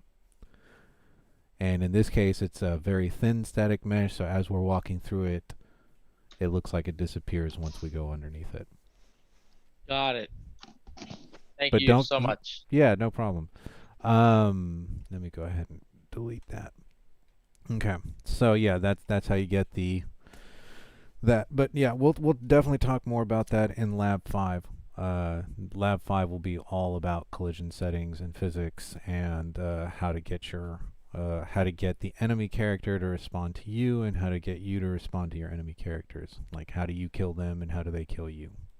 Or affect you would be a better way to say it. But I think we're all played video games long enough. We know what we mean by kill you. Yeah. I understand by that. So cool. Yeah, All right. Any I other have a question? Sure, absolutely. Yeah. I still have trouble removing boxes from my own Unreal Engine. When you say Because- boxes, what do you mean? As in the. Let me just show you really quick. Hang on. I'm not even open up my Unreal Engine yet. Well, if you haven't opened it up, we only have about an hour left in class, and I want to really tackle Lab 4 before we go. Okay. Why don't we do it after class?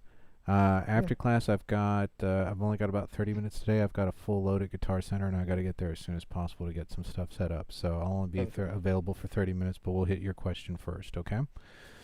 Alright. All right. So let's jump into lighting.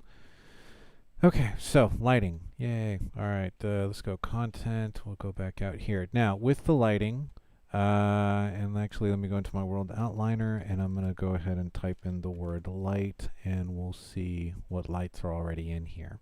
So let's double click on. So there's one. Okay, so see how this one looks like a sun? Right? So this is what's called your directional light. So if we go into lights, we'll see that we actually have over here in place actors, we have one called light. And in there we have a couple of different options. We have directional light, point light, spotlight, rectangular light is what that should be, rectangle light. and then the skylight. Generally in the center of the game is where they put, when you have like a default level like this, they'll put these all in the middle. And then the other thing we also have is this thing, which is like a reflective reflector. But real quick, so the directional light, what that does is it actually is the sun for the most part. If I change the angle on that, right, so I've selected the light, the one called directional light or the one called light source. I've used my space bar to get to the point where I've got the angles on it. And now what I'm doing is I'm moving the angles around, right? So you can see that that actually changes the direction that the shadows are in. Now, at the moment, that is actually following our sun. Let's see if we can make this. See if we can put the sun over there. And see, now the angles aren't working, right? Because the sun's up in this direction in the sky, and the angles of light are going in the opposite direction from where the light is, right? You'd expect the sun to be over to the right-hand side, and you look over there and it's not. And then you look over here and it's way up there, and it's almost like dead set noon, right? So there is a way to coordinate the directional light with the skylight. We'll talk about that in a moment. But for right now, the directional light is the one that's the most responsible for creating shadows. It is the one that is going to make it feel like the shadow, that the sun is in a different place in the sky, and that's one of the reasons why it's got a picture of the sun as its icon, right? Now, from there, we have the other little lights that we threw in there, right? Because we did that earlier in class. And then we have the other light that we're going to have is what's called the skylight. Let me pull that out of the ground so you can see the icon.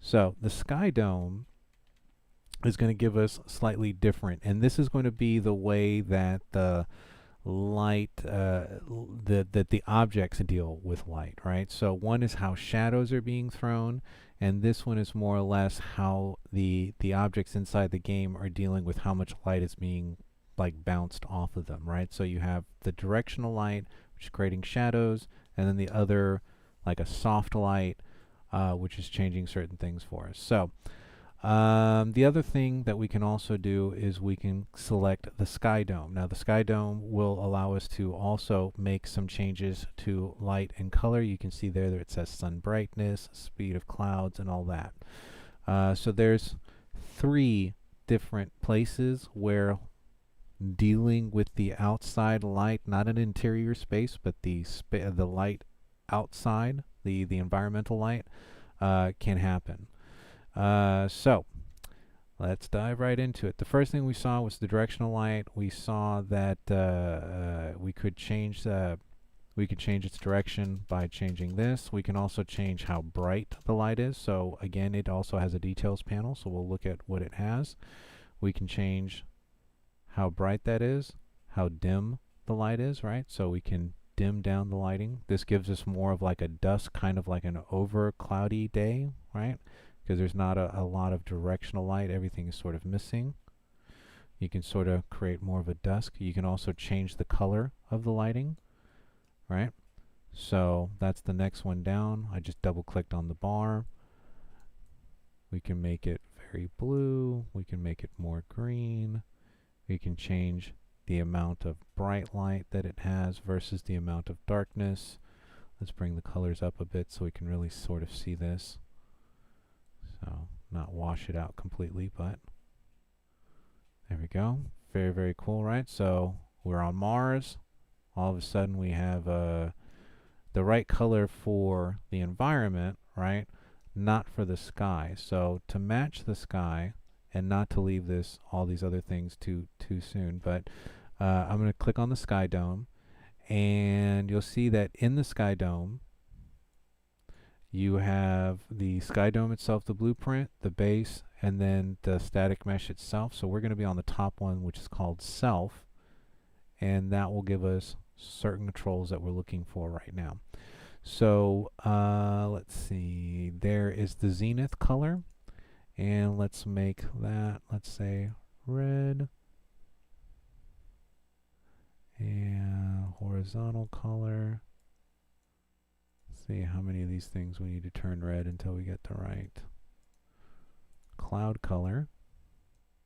You can see the clouds starting to change color. Not really, not so much.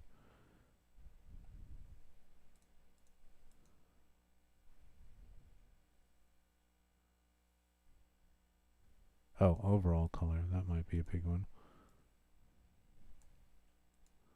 Still, not doing too much. Now, let's see, there's the, oh, it was changing all the colors for the sun, so it wasn't actually changing our background there.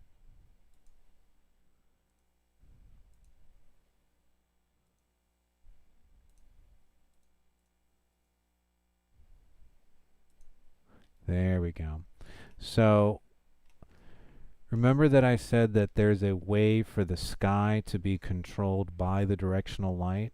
Well, there it is right there. So colors determined by sun position, and normally that would be determined by so right now the sun's position is actually determining the colors that we're seeing. So if we go from there to sun height, and we should be able to drop.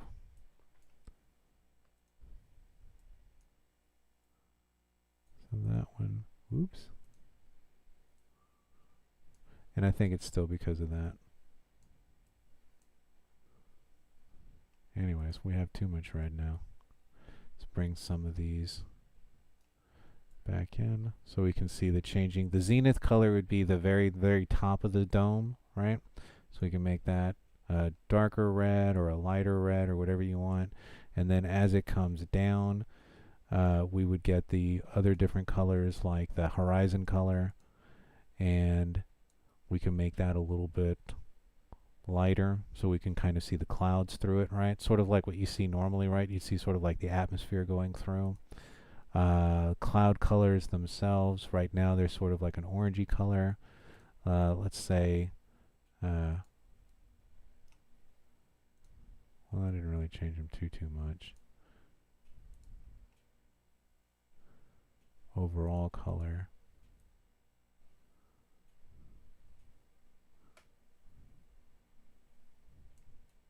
That's kind of cool. So we've got that sort of like a Mars atmosphere. All right, from there, let's see. We underneath default, we also have sun brightness.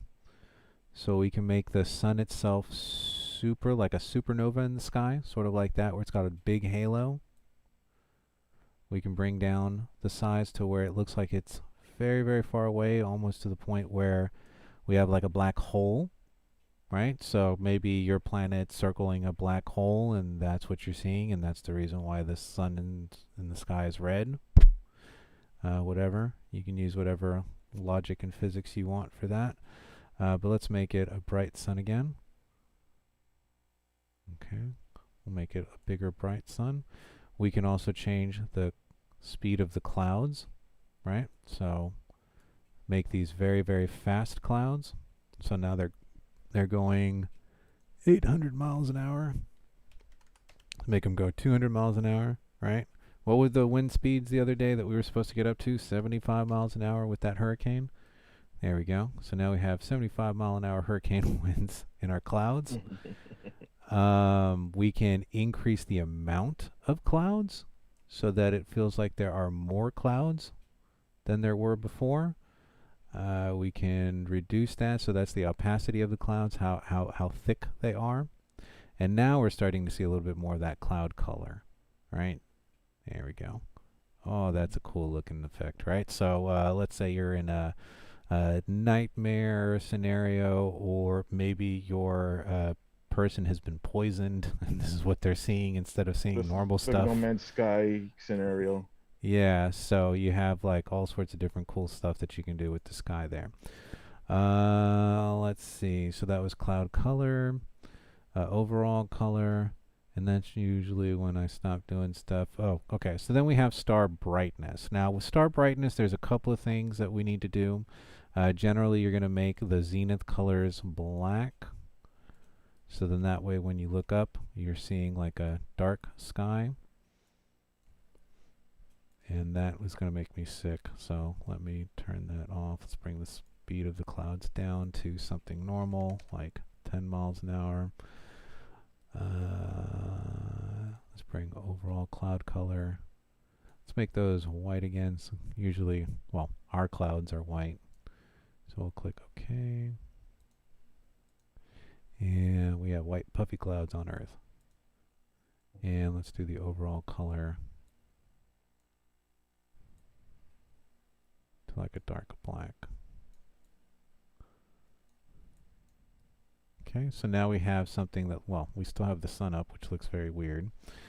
So we've made those overall.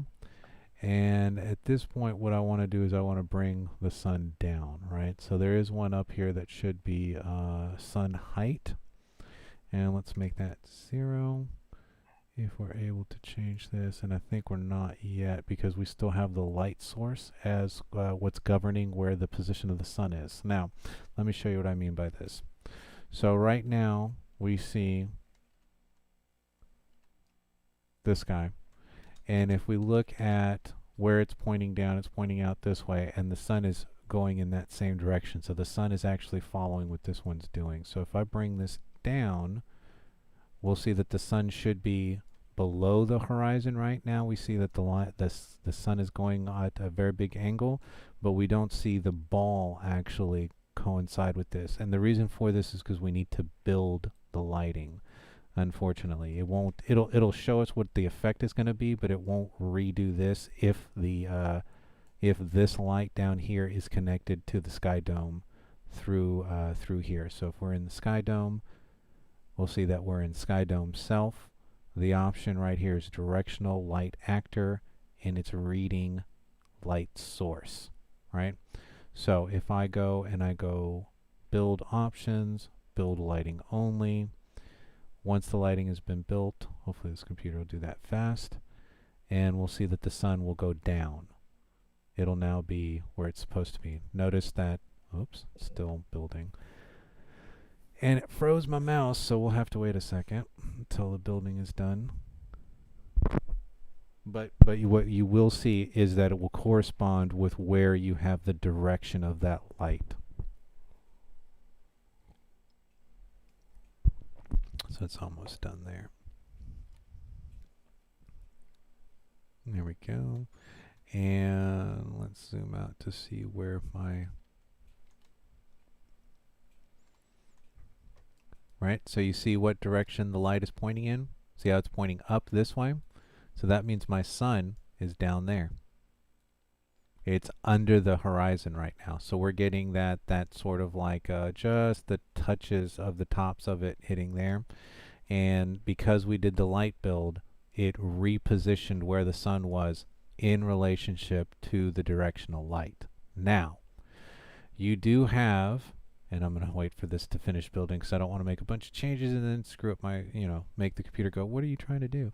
But once this thing finished building, what I'm going to do is I'm going to remove from the sky dome this as the controlling factor, right? So I'm going to go here and I'm going to say don't listen to this. Once I say determined by the sun, then I'll be able to use the sun's height to be able to bring the sun up or down regardless of which direction the shadows are being hit, right? Which way we have the directional light. Wow, that's only 13%. Thought I had a bunch of RAM on this computer. No thank you, Norton. Alright, so we're at 20% there. Let me just cancel the build. And it should probably put my sun... Nope, it left it down there at the bottom, so it's still down there. Okay, good. So this time what we're going to do is we're going to select the sky dome. So I'm clicking on the sky. What that does is give me the information for that. We'll see underneath default and details panel that right now it's light source. So I'm going to say determined by sun, right? So see how I've clicked that, and here if I wanted to I could say clear so that there's nothing there. And now when I move this light, all it's doing is it's moving the shadows, but it won't move the position of the sun anymore. And then from here, what I would do is go to click back on the clouds on the sky dome, and then from there, there's the sun height, and I can bring it back up to where it's up in the air, or I can now control where the sun is. And let me get rid of some of these clouds so we can actually see this. Oops, not cloud speed, but cloud opacity. So now we have a nice clear day, no clouds. And if I go to sun height, we can see that we actually get a really cool, I mean, it's already built in, the changing of the color, right? So if you wanted the sun to just make it feel like it was just off the horizon, the only thing obviously that's not following because of this setup would be the shadows. But in this case, we would just click on our directional light, figure out where our sun's coming in from, and have the shadows go in that direction so that they match. Very cool, right? So now we know how to make noon. We know how to make it look like it's a hurricane outside. We can rest the sun so that the sun is out of the way, right? So we can again go back to click on the sky dome, go back to sun height, drop that off, and notice that when we drop that off far enough, we actually get what looks like a night sky. Now there's another component that's here that's sort of breaking the look of this, and we would probably also need to do another build because it's still seeing that as the bright area where the sun is. So what I'm going to do real quick is I'm going to go and look for that other little element that's messing us up real quick, that's sort of creating a little bit of extra light here, and that thing is called the atmosphere.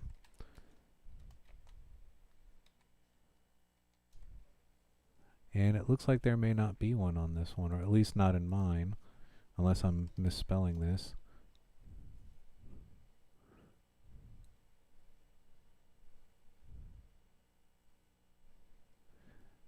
Okay, so I'm not seeing it there. So if I come over here to place actors and I type in atmosphere, there it is. Hey, I was spelling it wrong. I was putting the O in front of the M. All right, so atmospheric fog. So what that does is it catches any light and it actually illuminates that like if there was a fog. So if I come into mine and I type in ATMO, I should have an atmospheric fog. There it is. The icon is going to look like this little cloud, right? And what I want to do is I want to just go ahead and delete my atmospheric fog. So I'm going to select it and hit delete. Now, sun is down. We're still getting rays of light because we haven't done the rebuild on the lighting yet. So let me go ahead and do that. So we're going to go here. We're going to go build options, lighting only, and hopefully that'll get us there quicker.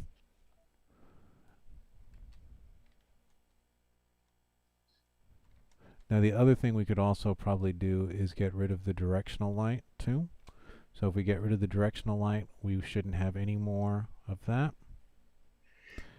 And at this point, we should be able to go back to our atmosphere or to our sky dome. With our sky dome selected, we should now be able to bring the stars out. So there's star brightness. Boom. There's my stars. So let me push play. I don't know if probably not going to let me because we're in the middle of a build. But now we have outside. And the last thing that I would do to really make this thing feel convincing as far as it being very, very dark outside would be the sky dome light. So right now, remember, we got rid of the directional light, so we have no shadows because we have nothing up in the sky that would be creating shadows. Now this would be different if you had a moon, right?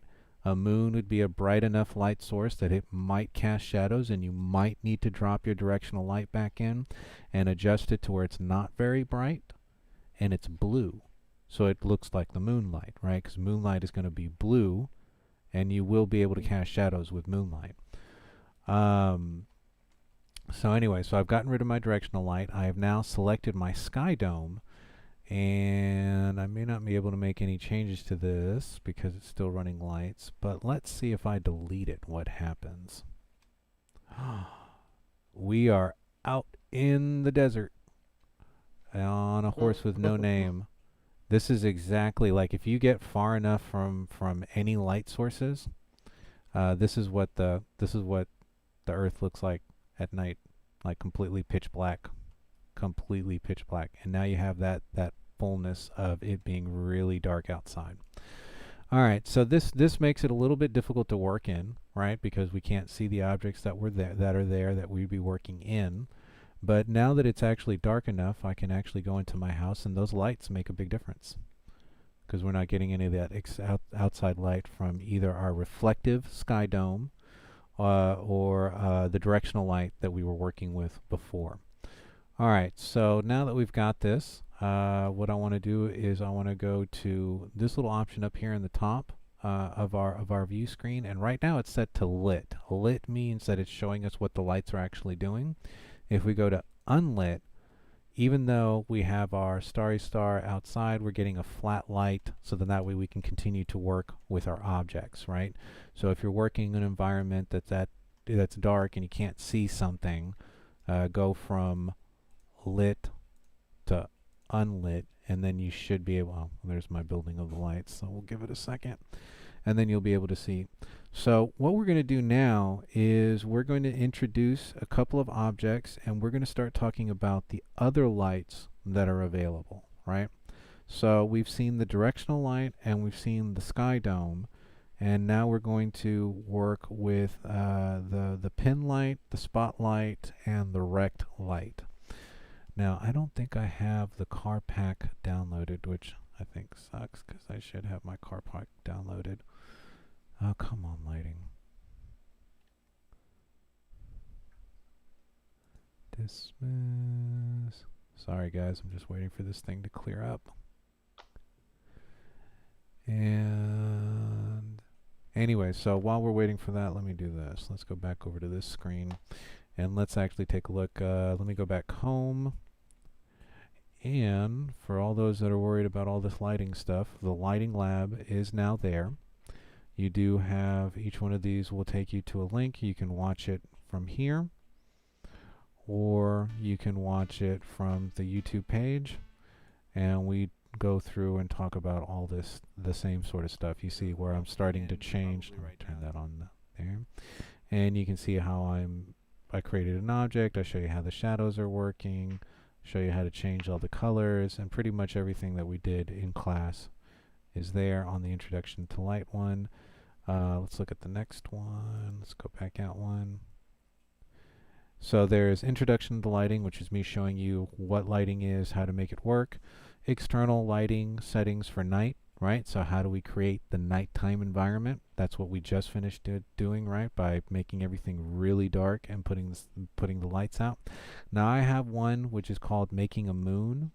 And for those that are interested, you have to do it. There are the assets that we're actually going to be using for making the moon. So you'll go through here and you'll download these first, and then you'll watch this video, and then you'll have the assets there. I even show you how to drop these into a proper folder. Now what's important about this lesson too is that think about what we're doing here. I'm providing you assets that you are then going to create something in your level with. This is very similar to what you'd be doing in your groups, right? Somebody creates a moon. Everybody in the group goes, wow, that's a cool moon. I want to use it in my level. How do I, whatever. And then you get all the pieces. You make them available on one of the platforms that you are on Discord, or on Google Hangouts, or whatever it is that you're using. And you make those materials available. And then you might make a small video, which like how I've done, making a moon. And then you show your teammates how to put the moon together, right? And then you upload that video to YouTube or to Screencast, sort of the way that we're going to be turning in our projects. And now all of a sudden everybody in your group can watch your little 3-4 minute video on how to make a moon, or whatever task it was that you need them to do for their level in their project, right? So this is a good example of how something, even through Canvas, I made a video, there's the materials you need to be able to make the moon. From there, it would be exterior lighting for a car, and that's why I was hoping that I had my car materials. And I don't think I have any cars downloaded, so I'll show you how to do this anyways. And then exterior and interior lighting for a home, and that's probably what we'll bounce to. I'll download my car packs tonight, and I think on the computer that I'm working on, I don't actually have the materials for the moon, so I'll skip that one today too. Especially since we only got about 40 minutes of class left anyways, and we'll go straight into interior lighting for the home. Now, when we look at the walkthrough, we'll see that the walkthrough for this is much easier, way less complicated than it was for Lab 3, because in Lab 3 there was a lot of stuff. Here we're all dealing with the same lighting, and basically there's nothing for you to do in Lab 4, it's just an introduction into lighting. So starting with Lab 4B, would be create a night by combining the effects of the directional light, the skylight, and the sky sphere, right? So the things that we just saw, and how to turn it into a night. 4C would be provide materials on canvas for creating, use the provided materials on canvas for creating the glowing moon. And what we're going to do there is we're actually going to be using the materials to create the glow and not a light. Because the light only has so much distance, we're going to have to put the moon kind of far and up into the corner in the 3D environment so that we can't interact with it. And we still want it to glow big. We want it to look like it's glowing. And if you were to use a light inside the material, it just wouldn't be enough. So we actually have to create a glowing material for the outside of it. And that's what we're going to do, is we're going to put a what's called a constant on the glow inside of a material, and that's what's going to make the moon glow bright, and it looks really cool. Then we're going to use a combination of point and spotlights to create the effects of a car headlight. 4E is creating the rear brakes, so we're going to take the light, color it, and make it look like a brake light. And then, you know, when you are inside the car, the dome light, the inside the car light, like if you're trying to read something at night, right, you hit that little light that's above you, the dome light. We'll make one of those also for the interior of the car, and that would be 4E. And then 4F will be using, and that's actually what we'll cover in class today, is using that same point spot rect light combination to create the effect of lights on a house, inside of an interior, on a practical. Practical would be something that would be in the game that's actually visible, showing light. So like, let's say you have a lamp. How do I light the lamp so that the environment looks right for the lamp? So we'll look at that. Hopefully today we'll have the last 40 minutes of class, but not a very hardcore walkthrough. Still a lot of stuff. Still a big lab, right? But as you walk through, I'll be able to right away be able to see these things, because it's either going to be dark or it's going to be light. There's not many. You can still mess it up, but it's very difficult to mess up lighting. So anyways, so now that we've seen the checklist and my computer has finished compiling, let's see what that looks like with the lit. There we go. So very, very dark, right? So again, I'm going back to lit. And what I'm going to do is I'm going to look through my packs, and I'm going to look to see if I have anything that looks like a street lamp. So I'm going to type in the word lamp, and then I'm going to go to static mesh. And we have a ceiling lamp, we have a wall lamp, we have a desk lamp, we have a furniture lamp, I have a furniture lamp post, lamp beam. Let me see if I can type in the word street light.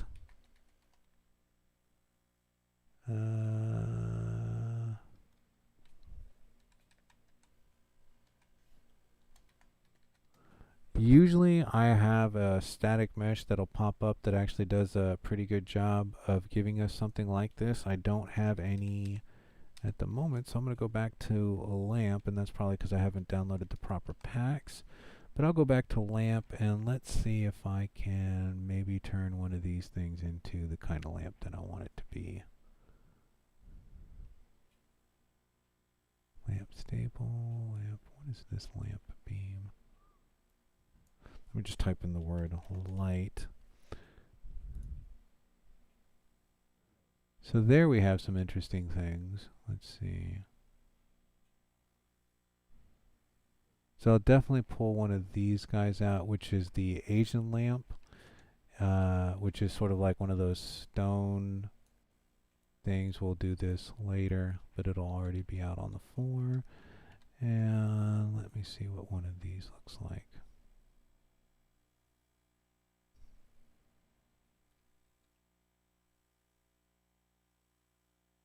Let me slow down.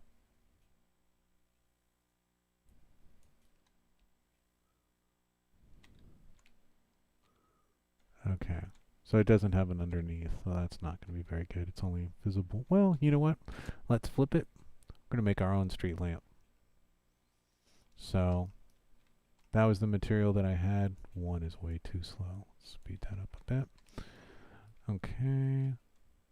And now I'm going to go back to places. Let's go back to geometry. Let's grab a cylinder. That's obviously way too big. Let's go 10.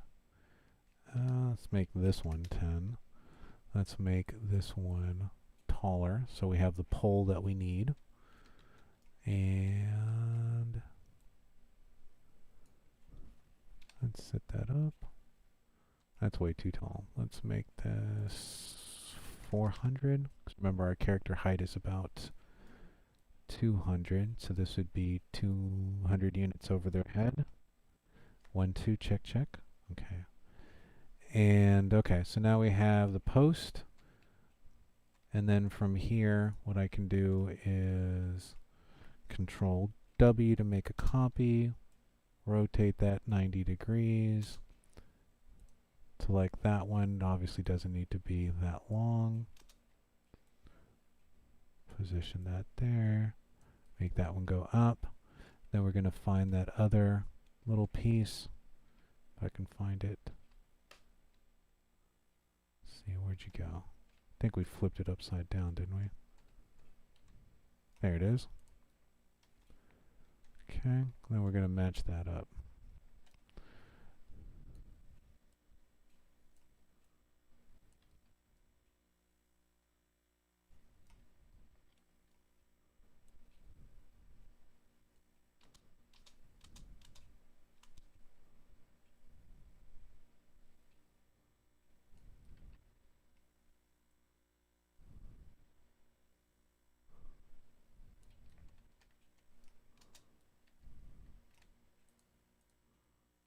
That's probably too big.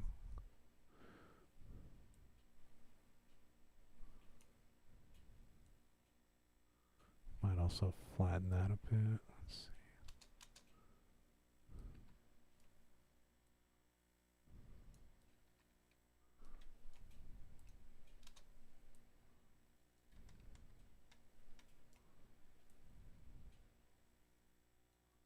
Neat. So now we have something that kind of looks like a street lamp. Let's see if we can push that down a little bit. Oh, yeah. It would look like a reactor core or something. Well, like an outside sodium lamp or something like that. I mean, the point is that we have something that we can say, hey, that's a light. Right? Yeah. Which is what we're shooting for right now. Move my mic because I'm starting to get a bunch of distortion. Okay, so now that we have a street light, we can make the pole thinner, we can do a lot of other stuff, but we basically have something that we can say, hey, that's a light, and we're going to make light come from this. All right, so now I'm going to go back to my lights, and the point light we've already seen. We use one of those things inside the house, and basically what the point light does is it spread lights in all directions, right? From that point outward, sort of like a candle, or you can think of like a standard lamp, right? Like the old school fluorescents, right? That had the little thing that would light up. Not like the LEDs that we have nowadays, but basically emanating from the center going out. That's a point light. The spotlight, however, let's go ahead and grab one of those and put it on the ground. The spotlight is directional. This is more or less like a flashlight, right? See how that goes in one direction, or it's unidirectional as opposed to being omnidirectional like the other light. So what I'm going to do is I'm going to get this close in position to where our light is. our light source would be.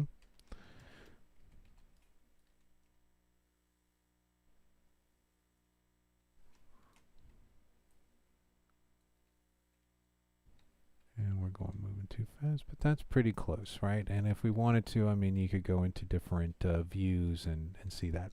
So now I'm going to go from lit to unlit, and I'm going to see the area that is actually being lit by this light. So let me click off of it, and we can see that we're not getting a very strong light, but we're getting, let's actually move this down a little bit.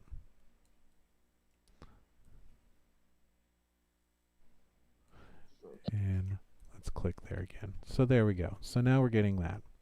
Now I still have that light. Let's go back and click on it again. And let's make it a little bit more intense. So again, once you've selected an object or a light, you're going to go into its details panel. I can go into intensity. And now I can increase the amount of light that that has.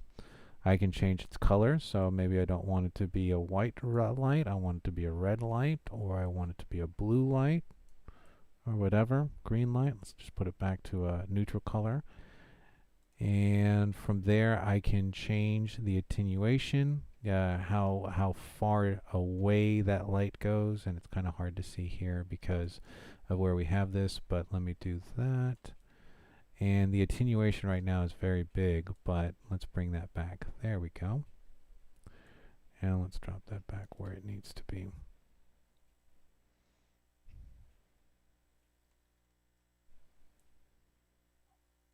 Okay, so now we can see the edge of the light and how far that light is actually, like a flashlight. The brighter the flashlight is, the further the beam goes out. So that's what attenuation radius is how far that beam is going to go out. See, if when I attenuate it, we get, if I make it here, the light stops at that circle. And there might be a little bit of that dome right there on the bottom side of it, but you're not going to get it hitting the ground. It is hitting the lamp. You can see it hitting the side of the lamp here, but it's not actually hitting the ground because we haven't made it long enough to hit the ground. So this is like a cone with the z-axis. Now from there we also have the inner and outer radius of the cone. So what that means is if you're in film, or if you've ever worked on stage, you have a spotlight. A spotlight is a very well-defined circle. Now, you know, we've all seen it on the red curtains, right? The little spotlight, or in the sky when somebody's when they're looking, or when you're looking at the Transco Tower, right, at night, and you see the spotlight, and it's a beam that comes out. Think of like a lighthouse, right? So the outer cone and the inner cone there's not that much difference in space between there. And that difference in space is when it's going to give you that bleed, the softness of the light, right? So if they're both exactly the same, I get a completely hard light. There's a hard edge on it. If I have the outer cone a little bit bigger than the inner cone, I get a soft light, right? So that's how you're going to be able to change that in the cone, and then also the amount of area that cone is affecting, right? Now, with this, let me click off of here so we can see this. When you see this, you see that there's a light definitely here, and it's going down, but that looks very weird, right? Where it looks like the bulb itself is not there, but the effect of the light is there. So this is where we're going to use a combination of lights, right? So what I'm going to do here is I'm going to grab my point light, and I'm going to drag it over to this, get it close to here. And what this is going to do is it's going to act as the bulb, right? See how now when I look up, instead of it being dark up there, we can see the brightness from the pin light, right? And we can see that this area is glowing because of where I've positioned it, right? So if I grab that and drag it into the object, we lose that effect.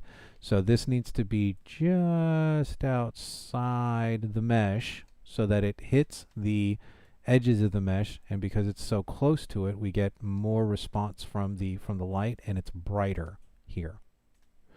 Obviously, if I take this further away, I'm going to move it down, we lose some of that brightness, and then we lose that whole effect, right? It doesn't feel like this is the source of the light anymore because it's not as glowy as it used to be. So now we have a pretty good looking light. I'd probably do a little bit more on the spread. So let's go back to the other one. And again, if you're doing lights, you could just go into your world outliner. If you can't see it, one of the things that I will do, because you can't select the light that's inside this, is I will go, remember we were doing unlit to see what it looked like unlit. And here we still can't get to the light, right? Because it's inside. So what I'm going to do is I'm actually going to go to wire brush mode. There's the light. Now I can select it, right? So wireframe. Right? wireframe. What did I say? Brush wireframe mode? Yeah, brush wireframe mode. So unlit shows us, or lit shows us what it looks like with lights. Unlit, no lights. We can just see everything flat. Wireframe mode, if we have a light sitting inside of an object like we do now, that allows me to get to it and select it where I couldn't have done that before. Then I'll just jump back to lit. Now I could also obviously come into the world outliner, type in the word light, and then I would have to look for the spotlight. In this case, it's the only one that we have, but we're going to make copies of this thing here in a minute. So we have this one. I'm just going to make a little bit more spread on that light. So we're going to go to the outer, create a little bit more spread, make it affect a little bit more of the area around it. And there we go. Okay, so now that we have all those things, what I want to do is I actually want to select everything that is part of this light, right? The post, that little thing, that little mesh that we used, and all the lights, right? And I'm going to put them into their own folder. So I'm going to go back to unlit. I already have the spotlight selected, so I'm going to hold Control, and that will allow me to select the other pieces. And I'm going to grab that other point light that was in the middle. So now with all those pieces selected, I am going to come up here to my world outliner. See how I've got that little option in the top right hand side of the screen that says create a folder from all the things that are selected. We'll do that, and we'll call this folder Streetlight 1.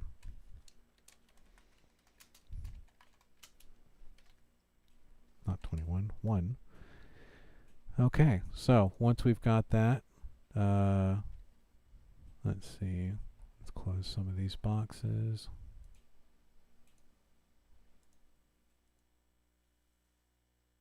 There's Streetlight 1, right? So now I can select all the things in Streetlight 1, do a Control W, pull that one out, and there's my second streetlight. Again, all those things are still selected. Go up here to the folder, top right hand corner. This one we'll call it Streetlight 2. Okay, everything in Streetlight 2 selected. Shift, Shift. Okay, so we'll do a Control W, pull that one out, place it where we want, put it in its own box. Streetlight 3. Now I can go back to my unlit, and now I've got very quick, very easy way to throw a bunch of lighting into my level, where the lighting would be the same from one to the other one, where there'd be a repetition in this light over and over and over again. The only thing I didn't like was the fact that it kept dropping me into a folder, into another folder, into another folder. So remember that you can drag this up and then, let's say, drop it there. So now those two are parallel with each other. And I don't think that stuff actually went. Oh, this is the stuff for the first street light. So maybe what I'll do is, let's go all the way up here to the map. We'll create a new one. We'll call this one Street Lights.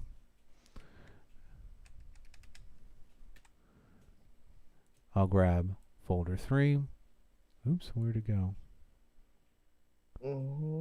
Street, there it is. That's the empty one. So grab that one, drop it in there, grab this one, drop it in there, grab this one, drop it in there. And now you'll see that they're all parallel with each other, right? So we've organized that pretty well right there. Okay, so now we have those exterior lights. This one down here, remember I said that I was going to do something with this guy. So we'll put that on the floor. Now with this one, the light would actually be coming from the inside of this object, right? We would assume that they would be in this little area that's red, right? That's glowing, or that would be glowing from here. What I'm going to do is I'm going to grab another point light. I'm going to put that somewhere close by. Do that.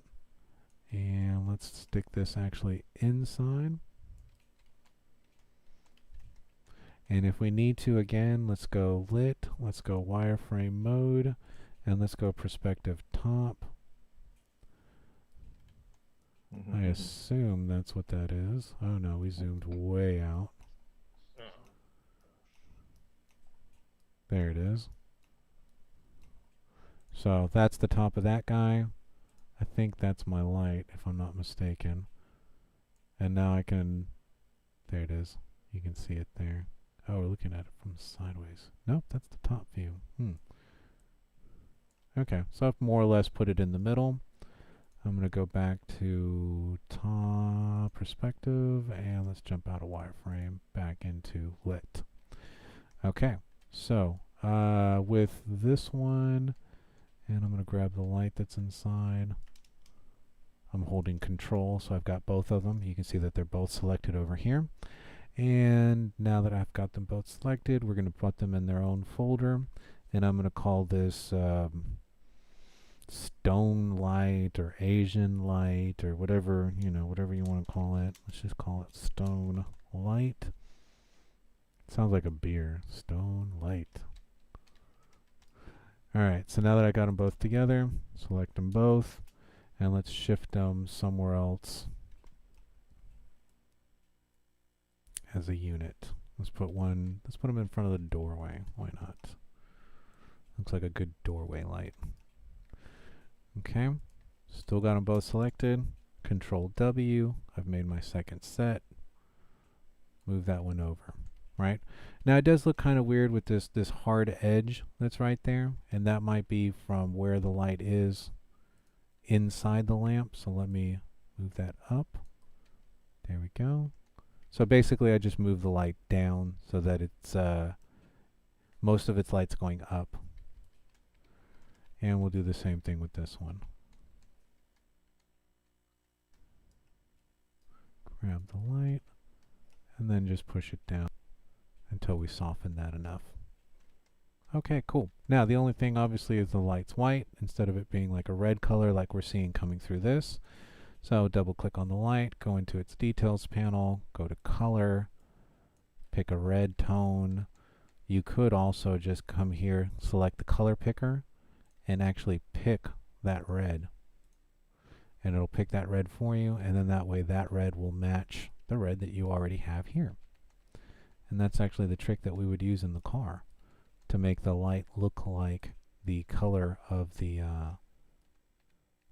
reflector that it's coming out of. So color light, color picker, select that red. Now I've got the same red. Okay, we'll select somewhere else. And I forget where my character is, so let's go back to unlit. I think I left him by the cave, didn't I? Or no, we left him by the water's edge. Just never leave our character too close to the water. Unattended. So we'll bring that back here, put him back on the floor, hit end, go back to lit, let's push play.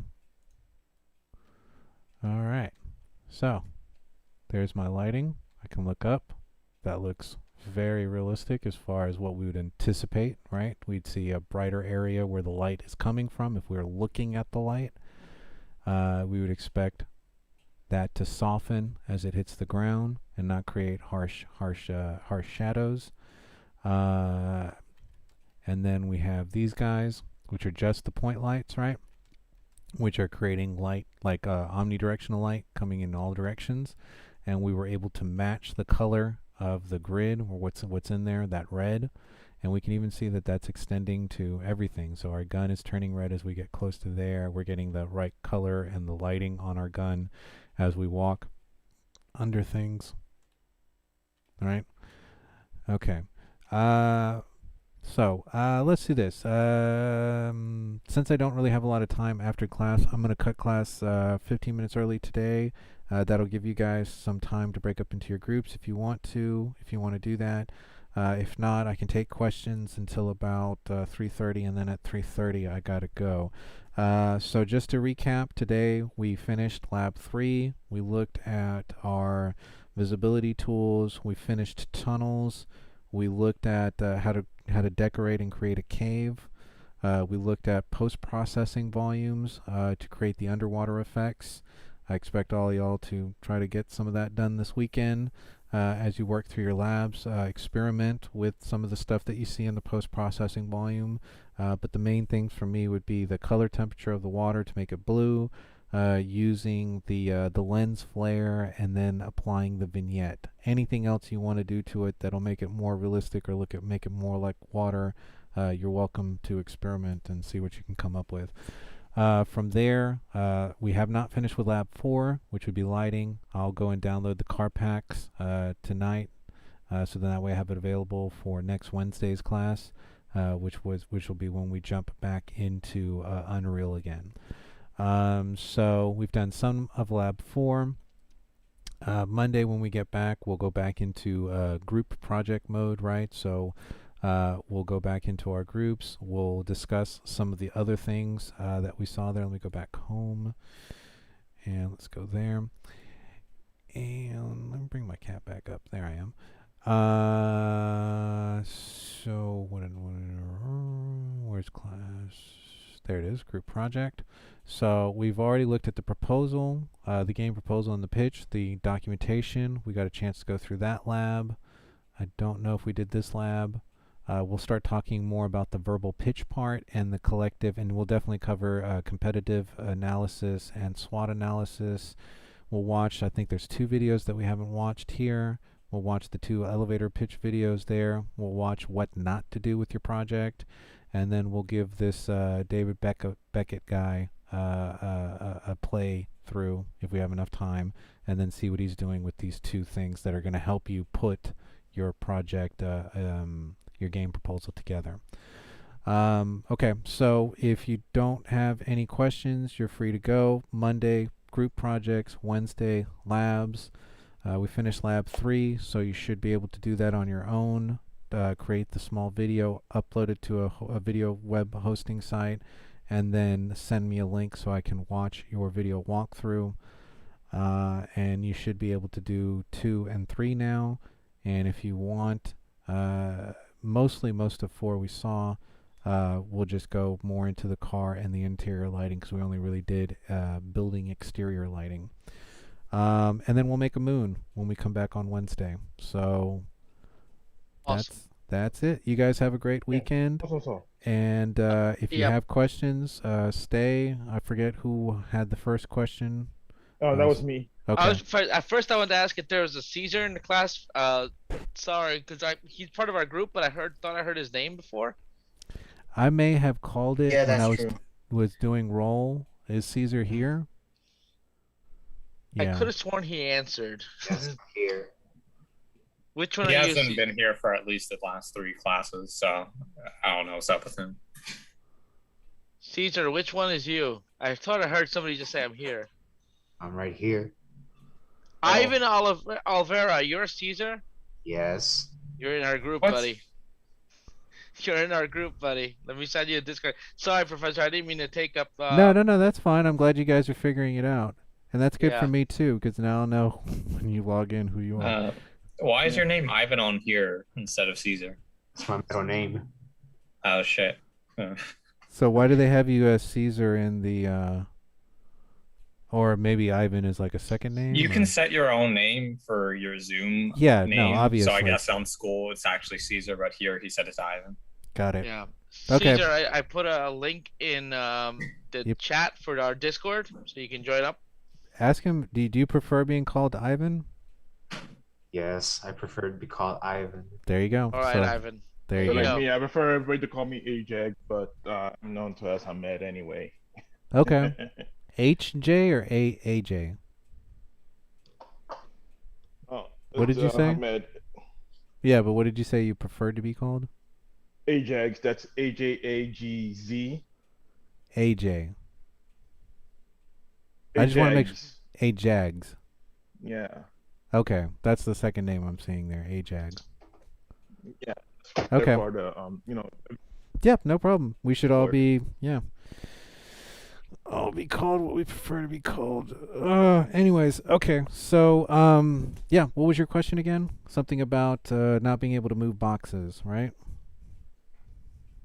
Oh, so we can go now, right? Yeah. Yeah. Yeah. For all those that don't have any questions, you're free to go. We'll see you on Monday. Try to get as many labs as you can done. Try to get that stuff turned in, and then at least meet with your groups one time before next class. And what I would be focusing on with the group is again, trying to figure out what direction you guys want to go, what type of video game. You've now seen some other things with lighting today that you could talk about. And then see what we kind got of that covered.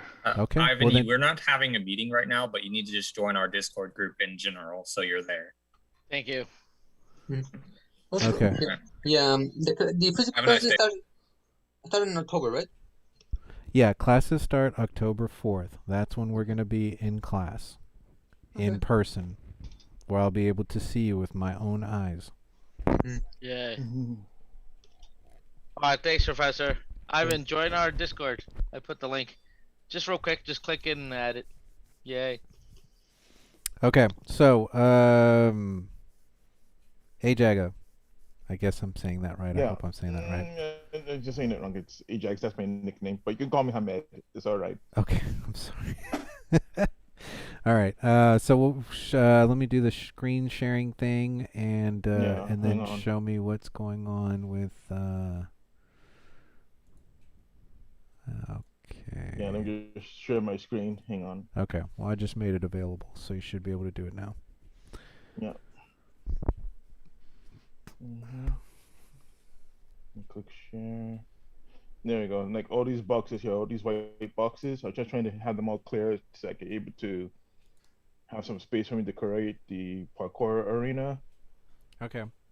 And this is just an individual. This is my individual project. It's not it's not the group project. Sure. So what are you trying to do? Just clear them?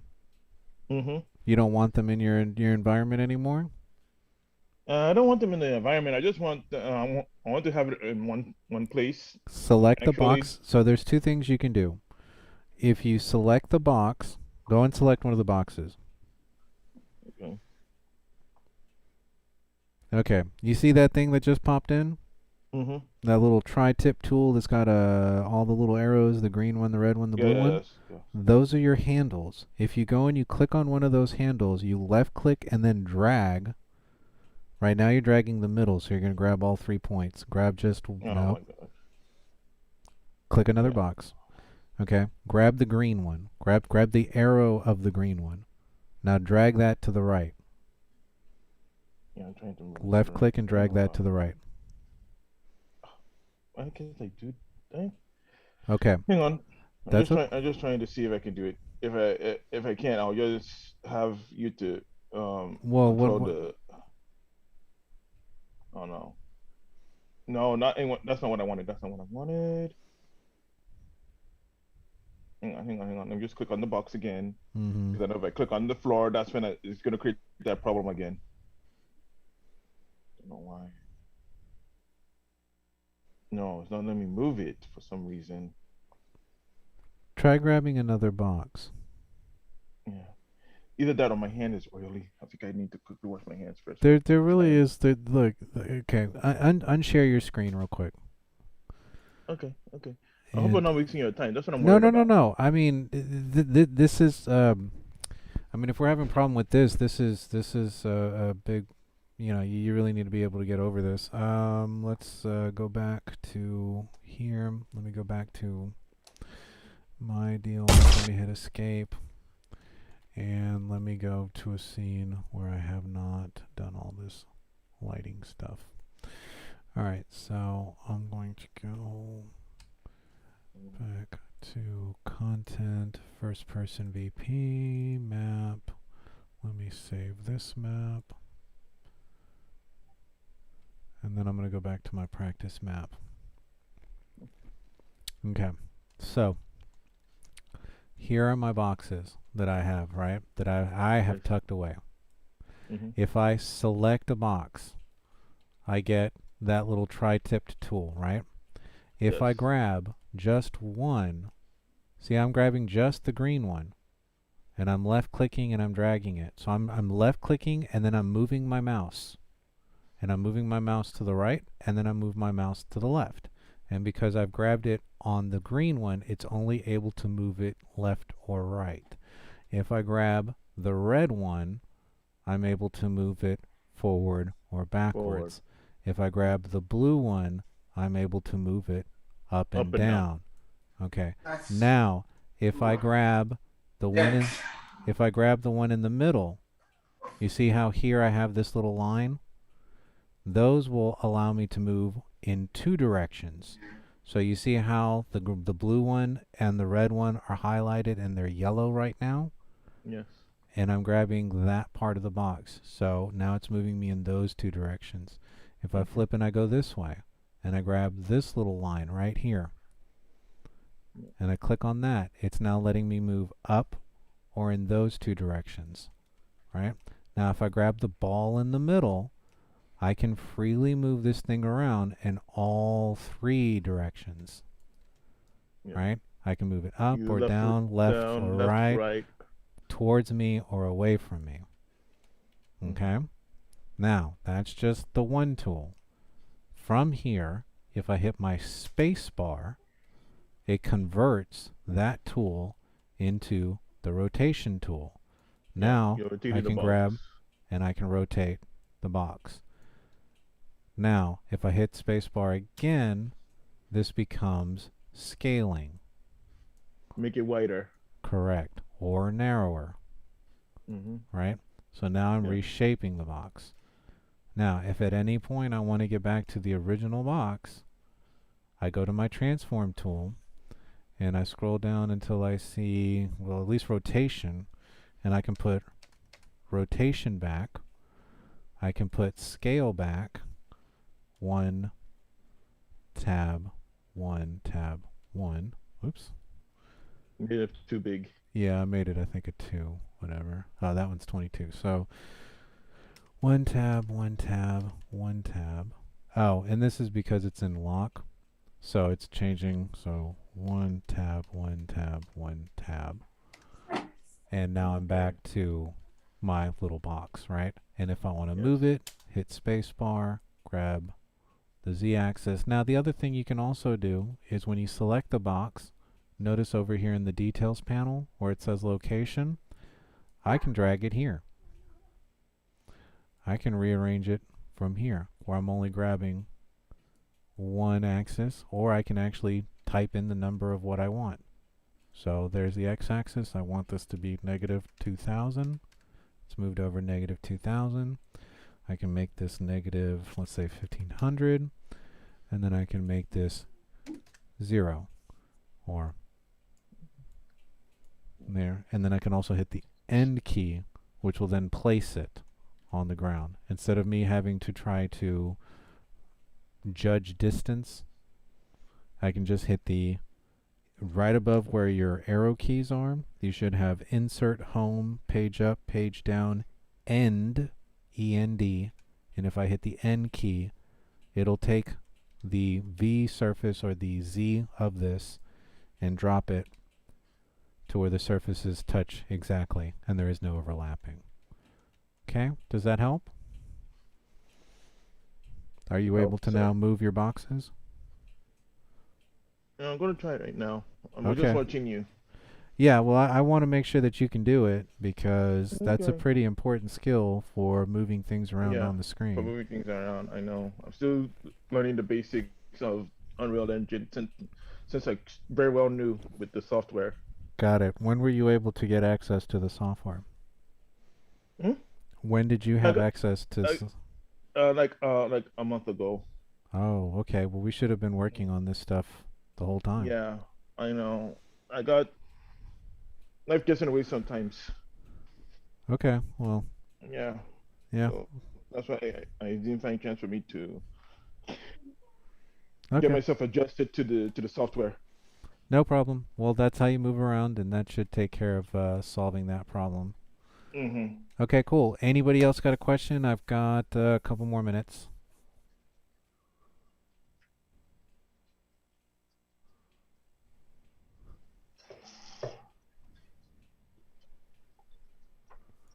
Any other questions from the people that are here?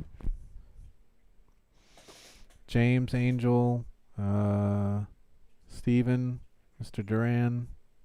Yeah, I'm still here on it, but I. Hmm. Professor, you did tell us that like whoever did not finish the like the project one still failed, right? Okay. Are you concerned with how grades are going to be taken care of in this class? Yes, that's it's Okay. 1/3 of your grade comes from your labs. 1/3 of your grade comes from Project 1, and 1/3 of your grade comes from Project 2.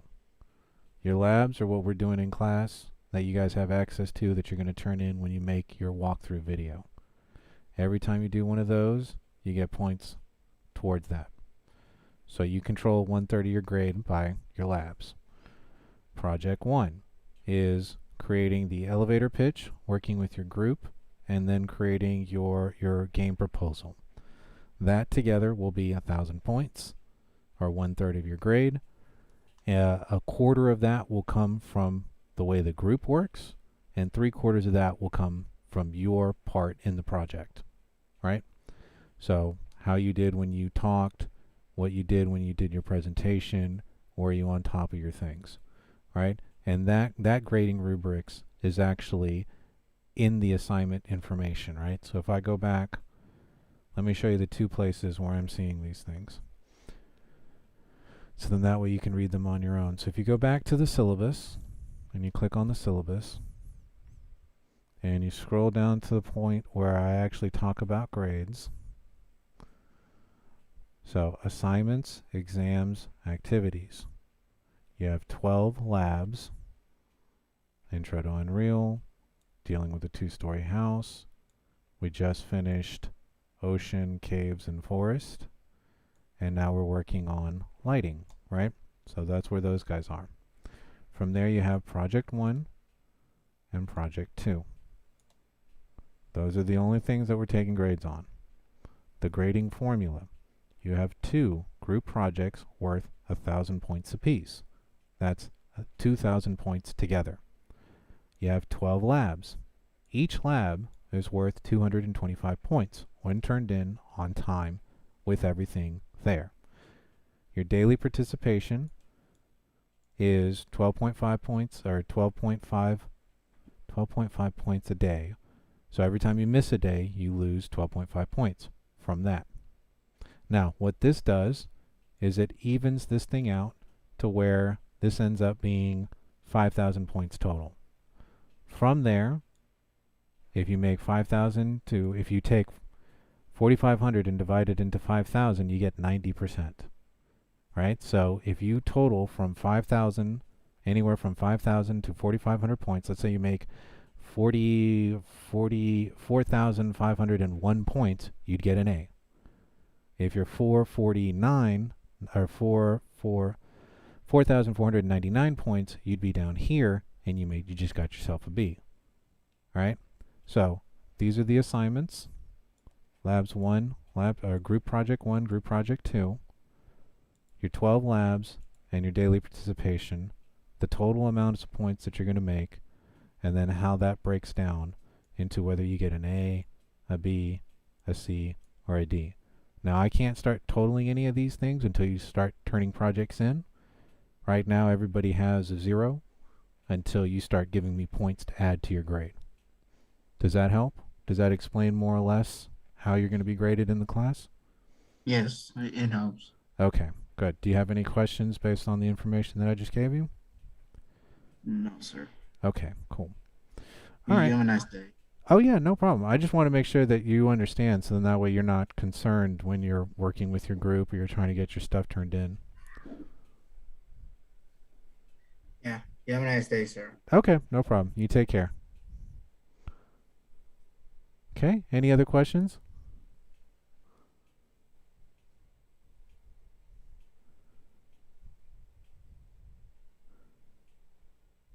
Hamid, you got another question?